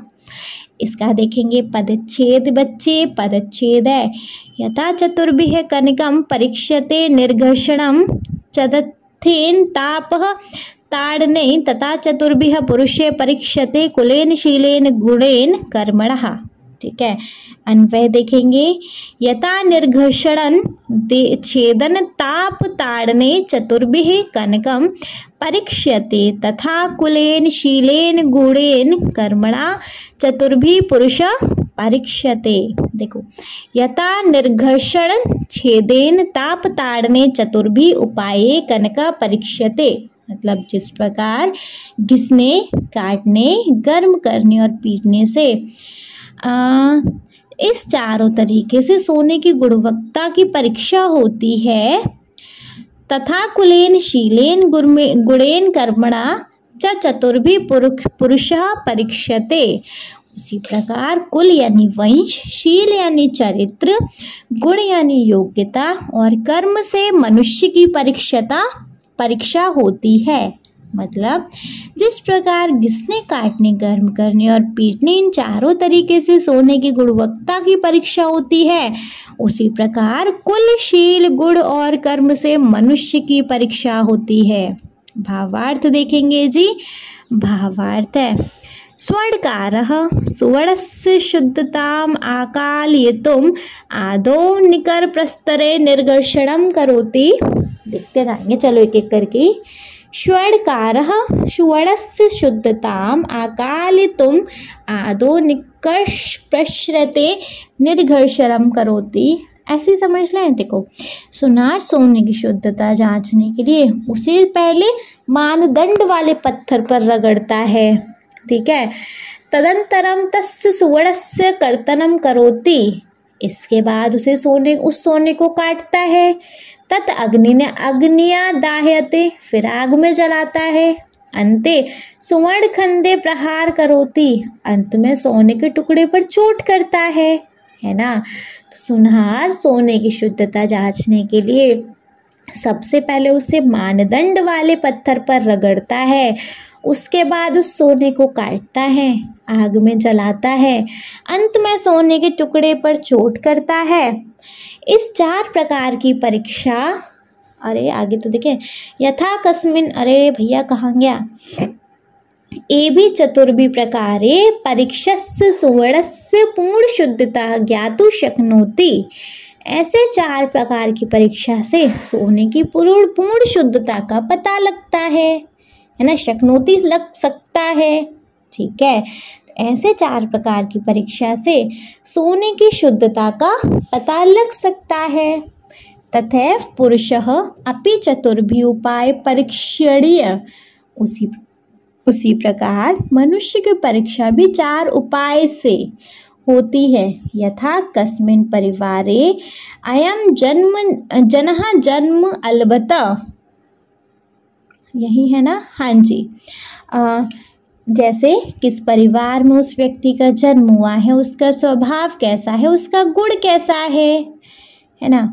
नेक्स्ट क्या है, तस्य स्वभाव कीदृश अस्ति, उसका स्वभाव कैसा है। श्र कीदृशे गुणे युक्त अस्ति, उसका गुण कैसा है। पुनः सह केन कर्मणा सर्वत्र श्रमाद्रत्य भवति, और क्या जी, तथा किस कार्य से उसका श्रमादत्त मतलब उसका सम्मान होता है ना। एषु निकषेषु परीक्षा एव तस्य व्यक्तित्व ज्ञातुम शक्यते। इस प्रकार से इन मानदंडों की जांच करके ही कोई व्यक्तित्व को जान सकता है, ठीक है। तो जैसे किस परिवार, मतलब उसी प्रकार मनुष्य की परीक्षा भी 4 उपाय से, जैसे किस परिवार में उस व्यक्ति का जन्म हुआ है, उसका स्वभाव कैसा है, उसका गुण क्या है, तथा किस कार्य से उसका सर्वत्र मतलब सम्मान होता है। इस प्रकार से इन मानव दंडों की जांच करके ही कोई उसके व्यक्तित्व को जान सकता है। क्लियर है? बहुत अच्छे से समझ आ गया। चलिए वन से एक बार इसको रीड करें। देखो, पदच्छेद है हमारे इस भाषित का। तथा चतुर्भिः कनकम परीक्षते निर्घर्षणं चदच्छेदन तापताड़ने तथा चतुर्भिः पुरुषः परीक्षते कुलेन शीलेन गुणेन कर्मणा। अन्वय है, यथा निर्घर्षणं छेदन तापम ताड़ने चतुर्भिः उपाय कनकम परीक्षते तथा कुलेन शीलेन गुणेन कर्मणः च चतुर्भिः पुरुषः परीक्षते। जिस प्रकार घिसने, काटने, गर्म करने और पीटने इन 4 तरीके से सोने की गुणवत्ता की परीक्षा होती है, उसी प्रकार कुल, शील, गुण और कर्म से मनुष्य की परीक्षता होती है। भावार्थ में आ जाओ जी। स्वर्णकारः सुवर्णस्य शुद्धताम आकालयितुम आदौ निष्कष प्रस्तरे निर्घर्षणं करोति। तदंतरम तस्य सुवर्णस्य कीर्तनं करोति। तत् अग्निया दाहयति अते सुवर्ण खंडे प्रहार करोति। ये भी चतुर्भि प्रकारे परीक्षा सुवर्णस्य पूर्ण शुद्धतां ज्ञातुं शक्नोति। तथैव पुरुष अपि चतुर्भि उपाय परीक्षणीय यथा कस्मिन् परिवारे अह जन जन्म अलभत तस्य स्वभाव कीदृशः अस्ति सः कीदृशे गुणे युक्ते अस्ति पुनः स केन कर्मणा सर्वत्र समादत्य भवति इति एषु निष्केषु परीक्षस्य एष तस्य व्यक्तित्व ज्ञानो शक्यते। सुनार सोने की शुद्धता जांचने के लिए सबसे पहले उसे मानदंड वाले पत्थर पर रगड़ता है, उसके बाद उस सोने को काटता है, फिर आग में जलाता है, अंत में सोने के टुकड़े पर चोट करता है। ऐसे 4 प्रकार की परीक्षा से सोने की पूर्ण शुद्धता का पता चल सकता है। उसी प्रकार मनुष्य की परीक्षा भी 4 उपाय से, जैसे किस परिवार में उस व्यक्ति का जन्म हुआ है, उसका स्वभाव कैसा है, उसका गुण क्या है तथा किस कार्य से उसका सम्मान होता है। इस प्रकार से मानव दंडों की जांच करके ही कोई उसके व्यक्तित्व को जान सकता है। क्लियर है? चलिए देख ले अपना 5th वन। देखेंगे बच्चे, अष्टौ गुणा पुरुषः दीपयन्ति प्रज्ञा च कौल्यः च दमः श्रुतः च पराक्रम बहुभाषिता च दानं यथा शक्ति कृतज्ञता च। अष्टौ गुणा पुरुषं दीपयन्तु प्रज्ञा च कौल्यं च दमः श्रुतः च पराक्रम बहुभाषिता च दानं यथा शक्ति कृतज्ञता च। ठीक है, इसका पदच्छेद देखेंगे। अष्टौ गुणः पुरुषं दीपयन्ति प्रज्ञा च कौल्यं च दमः श्रुतं च पराक्रम च बहुभाषिता च दानं यथा शक्ति कृतज्ञता च। ठीक है, अन्वय देखेंगे। प्रज्ञा कौल्यं दमः श्रुतः पराक्रमः अबहुभाषिता च यथा शक्ति दानं कृतज्ञता च। अष्टौ गुणा पुरुषं दीपयन्ति। अब देखो, प्रज्ञा कौल्यं दमः श्रुतः पराक्रम अबुभाषिता च यथा शक्ति दान कृतज्ञता च। अष्टौ गुणा पुरुषं दीपयन्तु। बुद्धि, कुलीनता, इंद्रिय निग्रह, शास्त्र ज्ञान, पराक्रम, कम व उचित बोलना, सामर्थ्य अनुसार दान और कृतज्ञता, ये 8 गुण पुरुष की ख्याति, प्रतिष्ठा एवं व्यक्ति को उज्जवल करते हैं। तो बुद्धि, कुलीनता, इंद्रिय निग्रह, शास्त्र ज्ञान, पराक्रम, कम व उचित बोलना, सामर्थ्य अनुसार दान और कृतज्ञता, ये 8 गुण पुरुष की ख्याति, प्रतिष्ठता एवं व्यक्तित्व को उज्जवल करते हैं। ठीक है, भावार्थ में आएंगे। अष्टभिः गुणैः युक्तः मानव सर्वदा समाजे सम्मानं प्राप्नोति। विशेष ज्ञानं, कुलीनता, संयमः, वेदादीनां शास्त्राणां ज्ञानं, पराक्रम, अल्पभाषिता, सामर्थ्यानुसारं दानशीलता, कृतज्ञता च इति अष्टौ गुणाः सन्ति। मानवः उत्तम गुणान् आश्रित्य सम्मानितः भवति, अतः उत्तम गुणवान् पूज्यते नरः। देखो, अष्टभिः गुणे, 8 गुणों से युक्त मानव, 8 गुणों से युक्त मानव या मनुष्य सर्वदा हमेशा समाज में सम्मानम प्राप्नोति, मतलब 8 गुणों से युक्त मनुष्य हमेशा समाज में सम्मान प्राप्त करता है। विशेष ज्ञानम, विशेष ज्ञान, कुलीनता, संयम, वेदादीना मतलब वेद आदि, शास्त्राणाम ज्ञान, शास्त्रों का ज्ञान, पराक्रम, अल्पभाषिता मतलब कम बोलना, सामर्थ्य अनुसार दानशीलता मतलब सामर्थ्य के अनुसार दान करना, कृतज्ञता च और कृतज्ञता, इति ये इस प्रकार के ये अष्टो गुणा सन्ति, ये 8 गुण हैं। मानवः मनुष्य उत्तम गुणान, उत्तम गुणों को आश्रित्य अपनाकर सम्मानितः भवति, सम्मानित होता है। अतः उक्तम, इसलिए कहा गया है, गुणवान पूज्यते नरः, गुणवान व्यक्ति पूजनीय होता है। ठीक है, तो 8 गुणों से युक्त मनुष्य हमेशा समाज में सम्मान प्राप्त करता है। विशेष ज्ञान, कुलीनता, संयम, वेद आदि और शास्त्रों का ज्ञान, पराक्रम, कम बोलना, सामर्थ्य के अनुसार दानशीलता और कृतज्ञता, इस प्रकार ये 8 गुण हैं। मनुष्य उत्तम गुणों को अपनाकर सम्मानित होता है, इसलिए कहा गया है, गुणवान व्यक्ति पूज्य होता है। क्लियर है? चलिए नेक्स्ट वन देख लें, या फिर इसको एक बार वंस रीड कर लें। नहीं, नेक्स्ट वन देख लेते हैं एक बार, जब पूरा समराइजेशन देखेंगे अब तब देख लेंगे। नेक्स्ट है बच्चे 6th वाला हमारा, देखो 6th वाला है, न सा सभा यंत्र न सन्ति, वृद्धा वृद्धा न ते ये न वदन्ति धर्मम, धर्म सन्नो यत्र न सत्यमस्ति, सत्यम तदाच्छलम भ्योप्येति। इसका पदच्छेद है, न सा सभा यत्र न सन्ति, वृद्धा वदा न ते ये न वदन्ति धर्मम, धर्मः सन्नो यत्र न सत्यमस्ति, सत्यम न तदा यदच्छलम अभ्युपेति।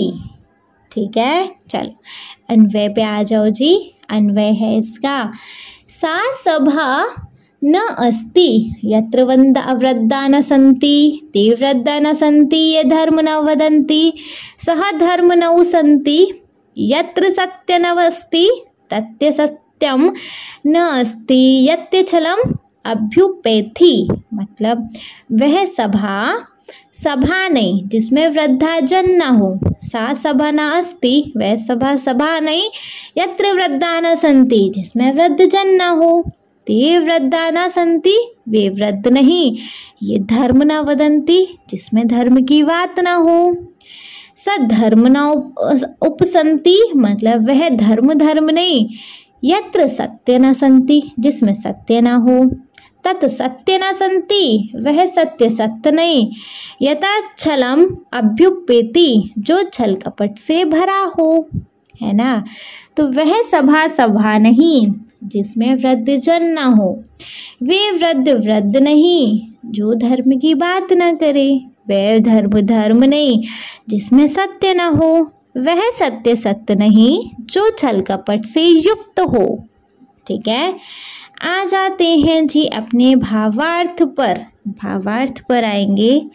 अस्मिन् संसारे विविधा सभा भवन्ति, सभाषु जन समागमः भवति बहुभाषणं प्रचलति, तेन साफल्यं न भवति, वस्तुतः सा एव सभा सफला भवन्ति, यत्र वयो वृद्धाः ज्ञानवृद्धा च जना भवेयुः, पुनरपि ते ज्ञानवृद्धा धर्म विषये वदेयुः, धर्म संबद्धायाः चर्चायाः सत्यम एव वक्तन्त्यः, यतः सत्यः तथ्ययुक्त भवेन न तो छलनायुक्तम इति।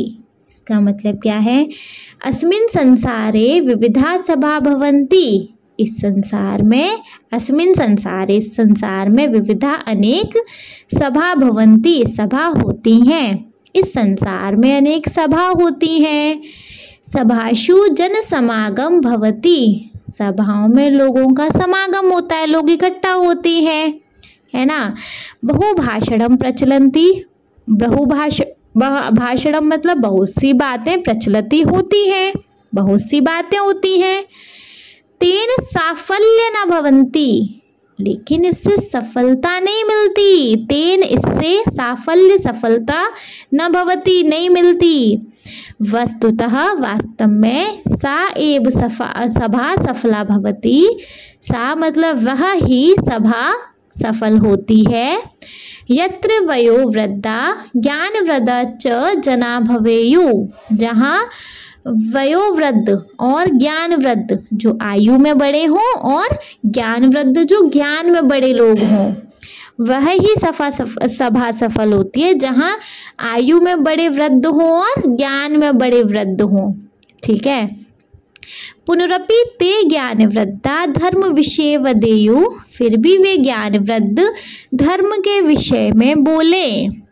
धर्म संवृद्धयाम चर्चायाम सत्य एवं वक्तयम यत सत्यम तथ युक्तम भवेत न तो छलनायुक्तम इति। वे ज्ञान वृद्ध धर्म के विषय में बोले।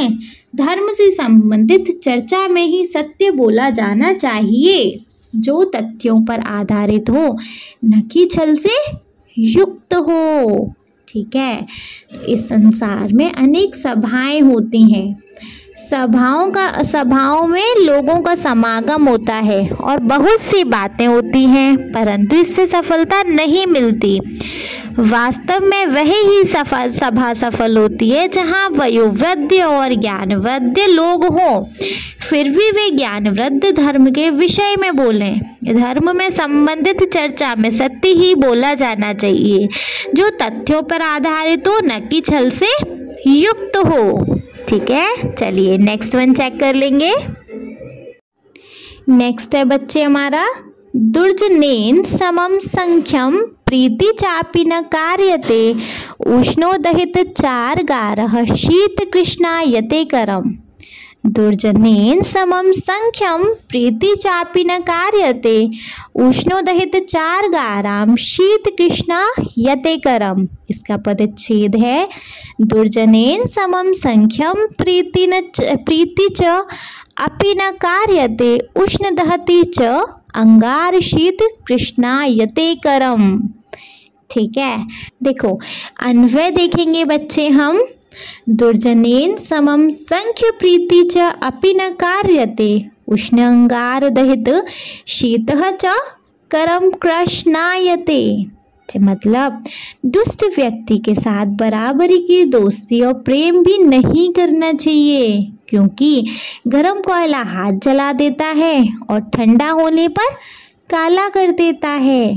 तो दुष्ट व्यक्ति के साथ बराबरी की दोस्ती और प्रेम भी नहीं करना चाहिए, क्योंकि गर्म कोयला हाथ को जला देता है और शीतल होने पे काला कर देता है। ठीक है, चलिए इसका देखेंगे अपना भावार्थ बच्चे। भावार्थ है हमारा, दुर्जनेन सह मैत्री न करणीया यतो हि दुर्जन विश्वास योग्य न भवति। दुर्जनेन सह बंधुता प्रीति न करणीया यथा तस्य दुर्जने मुखे मधुर्य पर परम हृदय कपटा भवति। अंगारः उष्ण भवति चेत तापेन कर ज्वालितः पुनः यदि स अंगार शीतलः अस्ति तदापि हस्तमलिन करोति। तथैव दुर्जना सर्वदा एव अनिष्टं करोति कार्यते च। अतः विद्या अंक्लतो कृपि दुर्जनः परिहर्तवः। इसका मतलब क्या है, दुर्जनेन सह मैत्री न करणीया, मतलब दुष्ट व्यक्तियों के साथ मित्रता नहीं करनी चाहिए। यतो ही दुर्जना विश्वास योग्य न भवति, क्योंकि जो दुर्जन होते हैं वो विश्वास योग्य नहीं होते हैं। ठीक है, नेक्स्ट है, दुर्जनेन सबंधुता प्रीति न करणीया। दुर्जन व्यक्तियों के साथ बंधुता भाईचारा या प्रीति मतलब प्रेम नहीं करना चाहिए। क्यों नहीं करना चाहिए?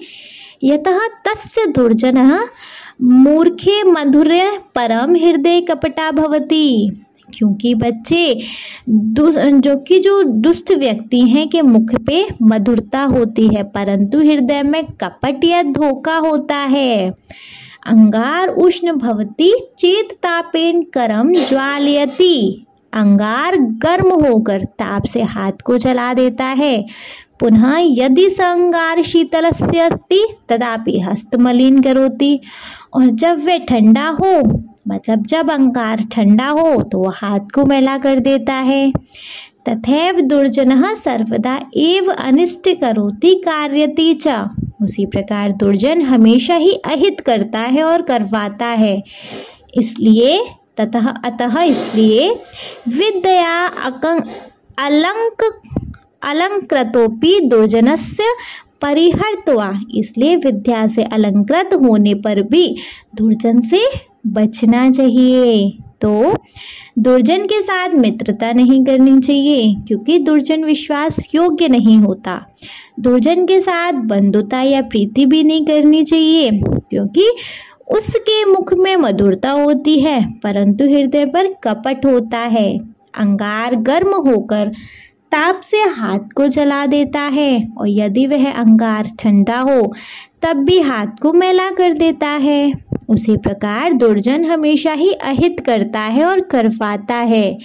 इसलिए विद्या से अलंकृत मतलब पढ़ा लिखा होने पर भी दुर्जन से बचना चाहिए। क्लियर है? चलिए अपना नेक्स्ट वन चेक कर लें बच्चे। हमारा नेक्स्ट और ये लास्ट सुभाषित है, यथा हाक्येन चक्रेण न रथस्य गतिर्भवेत् एवं पुरस्कारेण बिना देवं न सिद्ध्यति। यथा यकेन चक्रेण न रथस्य गतिर्भवेत् एवं पुरस्कारेण बिना देवं न सिद्ध्यति। इसका परिच्छेद देखेंगे जी। यथा ही हेकेन चक्रेण न रथस्य गति भवेत् एवं पुरस्कारेण विद्या देवं न सिद्ध्यति। अन्वय है, यथा ही एकेन चक्रेण रथस्य गति न भवेत् एवं पुरस्कारेण विद्या देव न सिद्ध्यति। जैसे एक पहिए से रथ नहीं चलता उसी प्रकार परिश्रम करे बिना भाग्य नहीं फलता। जैसे एक पहिए से रथ नहीं चलता उसी प्रकार परिश्रम करे बिना भाग्य नहीं फलता। ठीक है, चलिए देखेंगे इसका भावार्थ। भावार्थ है, रथस्य गति चक्रद्वयेन एव संव्यक् भवति एकेन चक्रेण रथस्य गमनं संभवेत् रथस्य गति स्थगिता स्यात् पुरुषार्थेन बिना फलं न सिद्ध्यति भाग्येऽस्त्यपि उद्योगेन एवं फलं लभ्यते अंत अनुभूयते यतः प्रत्ययः भाग्यं न मानव रथस्य द्वे चक्रे स्तः उक्तम अपि उद्यमेन ही सिद्ध्यन्ति कार्याणि न मनोरथे। मतलब क्या है, रथस्य गति चक्रद्वयम् एवं सम्यक् भवति। रथ की गति दो पहियों से ही ठीक होती है। रथ की गति दो पहियों से ही ठीक होती है। एकेन चक्रेण रथस्य गमनम न संभेत, मतलब एक पहिए से रथ का चलना संभव नहीं होता। ठीक है। रथस्य गति स्थगिता स्यात्, रथ की गति रुक जाती है ना। इसके आगे है पुरुषार्थेन विना फलम न सिद्ध्यन्ति। उसी प्रकार भाग्य होने पर भी प्रयास से ही फल प्राप्त होता है। पुरुषार्थ के बिना फल की प्राप्ति नहीं होती। भाग्ये स्थिति अपि उद्योगेन एवं फलम लभ्यते। पुरुषार्थ के भाग्य होने पर भी उद्योग से प्रयास से फल प्राप्त होता है। अत्र अनुभूयते यतः प्रयत्नः भाग्य च मानव रथस्य द्वे चक्रे स्तः। यह अनुभव होता है कि प्रयत्न और भाग्य मनुष्य रूपी रथ के दो पहिए हैं। उक्तम अपि, जैसा कि कहा गया है, उद्यमेन ही सिद्ध्यति कार्याणि न मनोरथे, कि परिश्रम से ही कार्य सिद्ध होते हैं, ना कि केवल मनोरथों से। ठीक है, तो रथ की गति दो पहियों से ही ठीक होती है, अर्थात रथ दोनों पहियों से ही चलता है। एक पहिए से रथ का चलना संभव नहीं होता। रथ की गति रुक जाती है। पुरुषार्थ के बिना फल की प्राप्ति नहीं होती। भाग्य होने पर भी उद्योग से ही फल प्राप्त होता है। यह अनुभव होता है कि प्रयत्न और भाग्य मनुष्य रूपी रथ के दो पहिए हैं। जैसा कि कहा गया है, उद्यम परिश्रम से ही कार्य सिद्ध होते हैं, ना कि केवल मनोरथों से। क्लियर है जी? बहुत अच्छे से। बस, तो हमारा हो गया चैप्टर खत्म। अब चैप्टर खत्म हो गया तो वंस एक बार इसका शॉर्ट सा समराइजेशन देख लिया जाए। देखो, स्टार्टिंग से देखेंगे, बहुत जल्दी जल्दी इस चैप्टर को समराइजेशन को कंप्लीट कर देंगे। ठीक है। जैसे देखो, सबसे पहले जैसे कि चैप्टर का नेम है सुभाषित रसम पीत्वा जीवनम सफलम कुरु। ठीक है, मतलब सुभाषित रस को पीकर जीवन को सफल बनाओ। ठीक है, सबसे पहले बेटी की और दादी का कन्वर्सेशन है। बेटी बोलती है, पितामही एकाम नूतनाम कथा कथयतु। दादी एक नई कहानी सुनाओ। दादी बोलती हैं, वत्से त्वं प्रतिदिनम तु कथा शृणोसि अद्य नीति श्लोकान शृणु। मतलब दादी बोलती है, बेटी तुम हर दिन तो कहानी सुनती हो, आज नीति श्लोकों को सुनो। बेटी बोलती है, नीति श्लोक? दादी बोलती है, हाँ नीति श्लोक। नीति श्लोक मतलब सुभाषित। फिर बेटी बोलती है, किम नाम सुभाषितानि, मतलब सुभाषितानि का क्या मतलब है? दादी बोलती हैं, अच्छी बातें ही सुभाषित हैं, मतलब शुभ वचन। वे हमेशा लोगों के हित के लिए होते हैं। सुष्ठु भाषितानि इति सुभाषितानि अर्थात शोभनानि वचनानि तानि सर्वदा जनानां हिताय भवन्ति। ठीक है, फिर बेटी बोलती है, कह लाभः सुभाषितानि, सुभाषित पठनेन कह लाभः, मतलब सुभाषितों को पढ़ने से क्या लाभ है? दादी बोलती हैं, सुभाषित पठनेन आदर्श मानव जीवन निर्माणाय प्रेरणा प्राप्यते। मानव जीवनस्य सुखाय श्रमद्यै च सुभाषितानां पठनस्य आवश्यकता अस्ति। यः सुभाषितानि पठित्वा कार्यक्षेत्रे तस्य ज्ञानस्य प्रयोगं करोति सः बहून् लाभान् प्राप्नोति। मतलब सुभाषितों को पढ़ने से आदर्श मानव जीवन निर्माण के लिए प्रेरणा मिलती है। मानव जीवन के सुख और समृद्धि के लिए सुभाषितों को पढ़ने की ज़रूरत है। जो सुभाषित पढ़कर अपने काम में उस ज्ञान का उपयोग करता है वह बहुत लाभ पाता है। अहो सुंदरम यदि एव तर्वी अहम नूनम सुभाषितानि पठिष्यामि। वाह, बहुत अच्छा, अगर ऐसा है तो मैं भी सुभाषितों को पढ़ूंगी। दादी कहती है, सुभाषितानि स्वकर्तव्यस्य अकर्तव्यस्य च विषये स्पष्टता मार्गदर्शनं कुर्वन्ति। अतः सर्वे अवश्यं सुभाषितानि पठन्तु। तानि पठित्वा सर्वे जीवनस्य रहस्यम् अवगच्छन्तु। जीवन सुखमयं च कुर्वन्तु।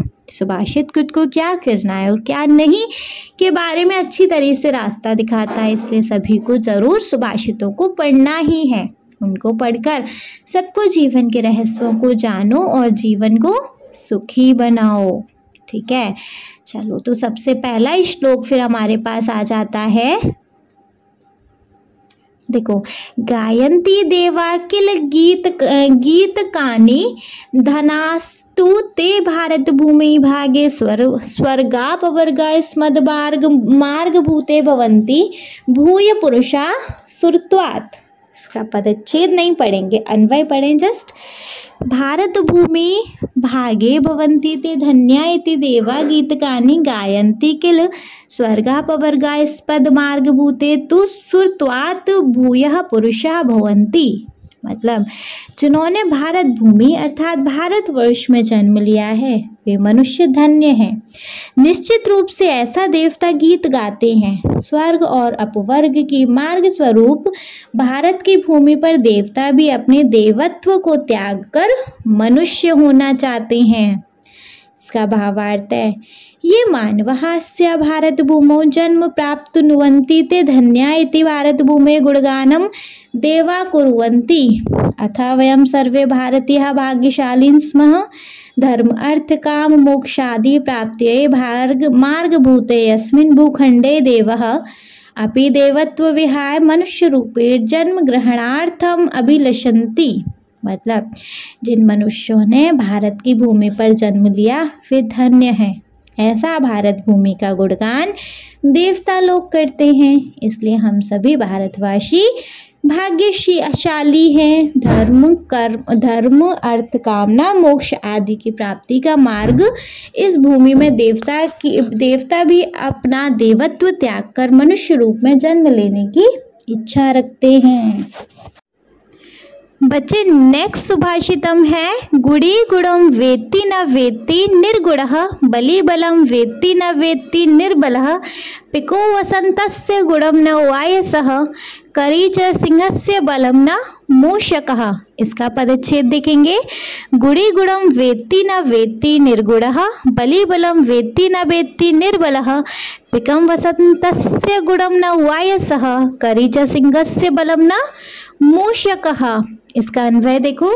गुड़ी गुणम वेत्ति निर्गुणः न वेत्ति बलिबलम वेत्ति निर्बलम न वेत्ति पिकः वसंतस्य गुणम वायसः वसंत गुणम न वेत्ति करी च सिंहस्य बलम वेत्ति मूषकः सिंहस्य बलम न वेत्ति। मतलब गुणवान व्यक्ति गुणों को समझ सकता है, निर्गुण गुणहीन गुणों को नहीं समझ पाता, बलवान बल को समझ सकता है, जबकि बल से रहित अर्थात एक निर्बल बल को नहीं समझ पाता। पिक मतलब कोयल वसंत के आगमन के गुण को पहचान लेती है।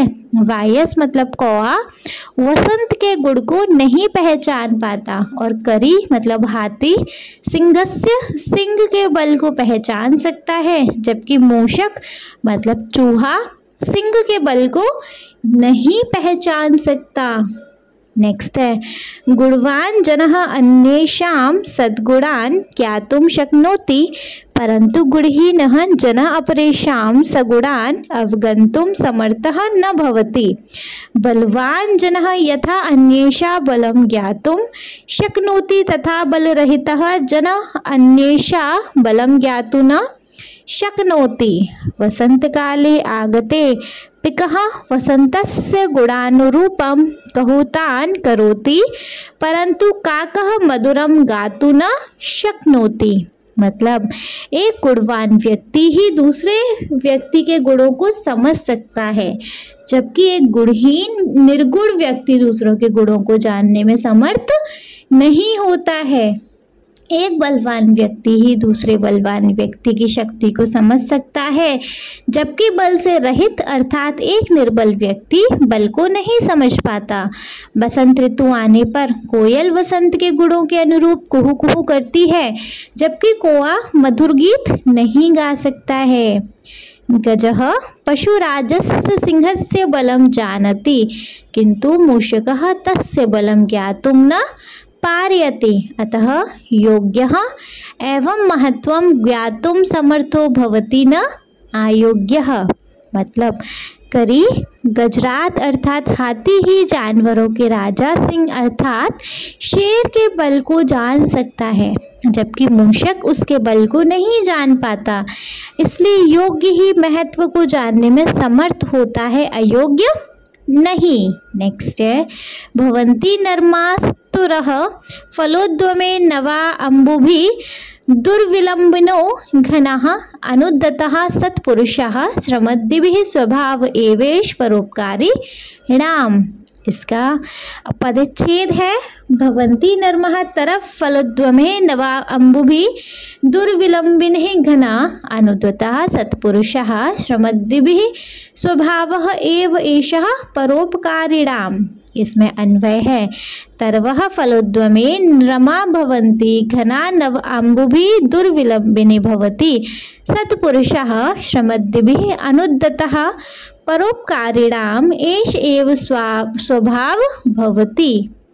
वृक्ष अपने फलोद्यमे अर्थात फलों के भार से विनम्र हो जाते हैं। नए जल से भरे हुए ही बादल ऊपर से नीचे आ जाते हैं। सज्जन लोग श्रमद्दि से अभिमान से रहित होते हैं। यह ही परोपकारी व्यक्तियों का स्वभाव होता है। नेक्स्ट भावार्थ है समयानुसारं वृक्षेषु फलानि जायन्ते फलभारेण ते वृक्षा नमा भवन्ति तथैव नवजले परिपूर्णा मेघा अवनतः भवन्ति भूमि प्रति आयन्ति वृष्टि च कुर्वन्ति। अस्मिन् संसारे बहवः परोपकारिणः जनाः सन्ति स्वश्रमद्काले ते औदत्यं न प्रकटयन्ति तेष हृदया विनर्मा च सन्तः सदैव परोपकाराय यत्नशीलाः भवन्ति ते परोपकारं व्रतरूपेण धारयति। उक्तं च व्यासमर्षिणा परोपकारः पुण्याय पापाय परपीडनम्। समय आने पर वृक्षों में फल उत्पन्न होते हैं, फलों के भार से वे नर्म वृक्ष झुक जाते हैं। उसी प्रकार नवीन जल से भरे हुए बादल नीचे आ जाते हैं, जमीन की ओर आते हैं और वर्षा करते हैं। इस संसार में बहुत से परोपकारी लोग हैं। श्रमद्दि के कारण वे घमंड नहीं दिखाते, वे सहृदय और विनम्र होकर हमेशा परोपकार के लिए प्रयासरत रहते हैं। वे परोपकार को व्रत की तरह धारण करते हैं। जैसा कि व्यास महर्षि ने कहा, परोपकार पुण्य के लिए और दूसरों के कष्ट के लिए देना पाप के लिए होता है। ठीक है, 4th वन देखेंगे। यथा चतुर्भिः कनकं परीक्ष्यते निर्घर्षणच्छदेन तापताडनै तथा चतुर्भिः पुरुषः परीक्ष्यते कुलेन शीलेन गुणेन कर्मणः। इसका पदच्छेद है, यथा चतुर्भिः कनकं परीक्ष्यते निर्घर्षणं छदेन तापताडनै तथा चतुर्भिः पुरुषः परीक्ष्यते कुलेन शीलेन गुणेन कर्मणा। इसका अन्वय है, यथा निर्घर्षणं छेदन तापताडनै चतुर्भिः कनकं परीक्ष्यते तथा कुलेन शीलेन गुणेन कर्मणा चतुर्भिः पुरुषः परीक्ष्यते। जिस प्रकार घिसने, काटने, गर्म और पीटने, इस चारों तरीके से सोने की गुणवत्ता की परीक्षा होती है, उसी प्रकार कुल, वंशशील, चरित्र, गुण और कर्म से मनुष्य की परीक्षा होती है। भावार्थ है, स्वर्णकारः सुवर्णस्य शुद्धताम् आकाली तुम आदौ निकष प्रस्तरे निर्घर्षणं करोति तदनन्तरं तस्य सुवर्णस्य कर्तनं करोति तत् अग्निदा दाह्यते अति सुवर्ण खंडे प्रहारं करोति। एवं चतुर्भिः प्रकारे परीक्ष्य सुवर्णस्य पूर्ण शुद्धतां ज्ञातुं शक्नोति। तथैव पुरुषम् अपि चतुर्भिः उपाये परीक्षणीय। यथा कस्मिन् परिवारे अयं जनः जन्म अलभत तस्य स्वभाव क्रीडस अस्ति, सः क्रीडसे गुणे युक्त अस्ति, पुनः स केन कर्मणा सर्वत्र समादृत भवति इति येषु निष्केषु परीक्षस्य एव तस्य व्यक्तित्व ज्ञातुं शक्यते। मतलब सुनार सोने की शुद्धता जांचने के लिए सबसे पहले उसे मानदंड वाले पत्थर पर रगड़ता है, इसके बाद उसे सोने को काटता है, फिर आग में जलाता है, अंत में सोने के टुकड़े पर चोट करता है। ऐसे 4 प्रकार की परीक्षा से सोने की पूर्ण शुद्धता का पता लग सकता है। ठीक है, उसी प्रकार मनुष्य की परीक्षा भी 4 उपाय से, जैसे किस परिवार में उस व्यक्ति का जन्म हुआ है, उसका स्वभाव कैसा है, उसमें क्या गुण है तथा किस कार्य से उसका सर्वत्र अर्थात सम्मान होता है। इस प्रकार से इन मानदंडों की जांच करके ही कोई व्यक्ति उसके अस्तित्व को जान सकता है। नेक्स्ट है, अष्टौ गुणाः पुरुषं दीपयन्ति प्रज्ञा च कौल्यं च दमनः श्रुतः च पराक्रम श्राबहुष भाषिता च दानं यथाशक्ति कृतज्ञता च।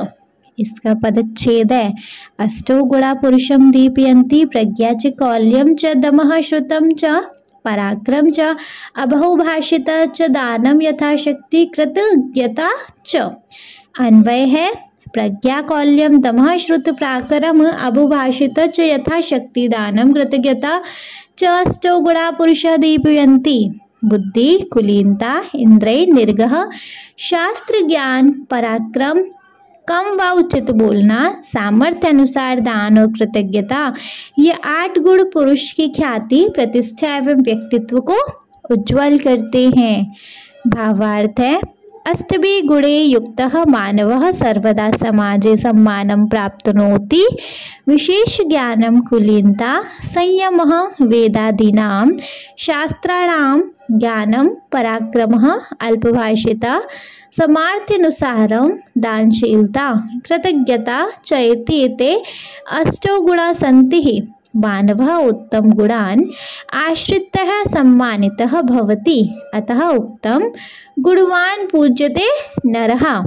भावार्थ है, 8 गुणों से युक्त मनुष्य हमेशा समाज में सम्मान प्राप्त करता है। विशेष ज्ञान, कुलीनता, संयम, वेद आदि और शास्त्रों का ज्ञान, पराक्रम, कम बोलना, सामर्थ्य के अनुसार दानशीलता और कृतज्ञता, इस प्रकार ये 8 गुण हैं। मनुष्य उत्तम गुणों को अपनाकर सम्मानित होता है, इसलिए कहा गया है गुणवान व्यक्ति पूज्य होता है। करेक्ट है। चलिए 6th वन चेक कर लेंगे बच्चे। So the 6th one we have, अरे कहाँ गया 6th वन, हाँ जी, न सा सभा यंत्र न संति वृद्धा वृद्धा न ते न वदन्ति धर्मं धर्मः सनो यत्र न सत्यमस्ति सत्यम तच्छलमभ्युपेति। पदच्छेद है, न सा सभा यंत्र न संति वृद्धा वृद्धा न ते ये न वदन्ति धर्मं धर्मं सनो यत्र न सत्यमस्ति सत्यम न तदम यद छलम अभ्युपेति। अन्वय है, सा सभा न अस्ति यत्र वृद्धा न सन्ति ते वृद्धा न सन्ति ये धर्म न वदन्ति स धर्मः न अस्ति यत् सत्यम न अस्ति तत् सत्यम न अस्ति यत् छलम अभ्युपेति। That means what? वह सभा नहीं जिसमें वृद्ध जन ना हो, वे वृद्ध नहीं जो धर्म की बात ना करे, वह धर्म नहीं जिसमें सत्य ना हो, वह सत्य नहीं जो छल कपट से मुक्त ना हो। ठीक है, नेक्स्ट है जी इसका भावार्थ। सो भावार्थ देख लेंगे। अस्मिन् संसारे विविधा सभा भवन्ति, सभासु जनसमागमः भवति, बहुभाषणं प्रचलति, तेन साफल्य न भवति, वस्तुतः सा एव सभा सफला भवति यत्र वयोवृद्धः ज्ञानवृद्धः च जनः भवेयुः, पुनरपि ते ज्ञानवृद्धः धर्मविषये वदेयुः, धर्मसम्बन्धायाः चर्चायां सत्यम एव वक्तव्यं, यत् सत्यम तथ्ययुक्तं भवेत् न तु छलनानुयुक्तम् इति। इसका अर्थ है, इस संसार में अनेक सभाएं होती हैं, सभाओं में लोगों का समागम होता है और बहुत सी बातें होती हैं, परंतु इससे सफलता नहीं मिलती। वास्तव में वह ही सभा सफल होती है जहाँ वयोवृद्ध मतलब आयु में बड़े और ज्ञानवृद्ध लोग हों, फिर भी वे ज्ञानवृद्ध धर्म के विषय में बोलें। धर्म से संबंधित चर्चा में सत्य ही बोला जाना चाहिए, जो तथ्यों पर आधारित हो, न कि छल से युक्त हो। नेक्स्ट है, दुर्जनेन समम संख्या प्रीति चापि न कार्यते, उष्णो दहति चारंगारः शीतकृष्णयायते करमः। पदच्छेद है, दुर्जनेन समम संख्यां प्रीतिम चापि न कार्यते, उष्णः दहति न अंगारः शीतकृष्णयायते करम। अन्वय है, दुर्जनेन समम संख्या प्रीति चापि न कार्यते, उष्ण अंगारः ददति शीतः च करः कृष्णायते। मतलब दुष्ट व्यक्ति के साथ बराबर की दोस्ती और प्रेम भी नहीं करना चाहिए, क्योंकि गर्म कोयला हाथ को जला देता है और शीतल मतलब ठंडा होने पे काला कर देता है। ठीक है, आ रहा है नहीं समझ? चलो भावार्थ देखेंगे। दुर्जनेन सह मैत्री न करणीया यतो हि दुर्जनः विश्वास योग्यः न भवति, दुर्जनेन सह बंधुता प्रीति न करणीया यतः तस्य दुर्जनस्य मूर्खे माधुर्य परम हृदय कपटा भवति, अंगारः उष्ण भवति चेत तापेन करम ज्वालयति, पुनः यदि स अंगारः शीतलः अस्ति तदापि हस्तमलिन करोति, तथैव दुर्जनः सर्वदा एव अनष्टिं करोति कारयति च, अतः विद्या अलंकृति अपि दुर्जनः परिहर्तवः। इसका मतलब क्या है कि दुर्जन के साथ मित्रता नहीं करनी चाहिए, क्योंकि दुर्जन विश्वास योग्य नहीं होता। दुर्जन के साथ बंधुता या प्रीति नहीं करनी चाहिए, क्योंकि उसके मुख में मधुरता या मिठास नहीं होती, परंतु हृदय में कपट होता है। अंगार गर्म होकर ताप से हाथ जला देता है, और यदि वह अंगार ठंडा हो तब भी हाथ को मैला कर देता है। उसी प्रकार दुर्जन हमेशा ही अहित करता है और करवाता है, इसलिए विद्या से अलंकृत होने पर भी दुर्जन से बचना चाहिए। नेक्स्ट और लास्ट है 8th, यथा हकेन चक्रेण न रथस्य गतिर्भवेत् एवं पुरुषकारेण विना देवम न सिद्ध्यति।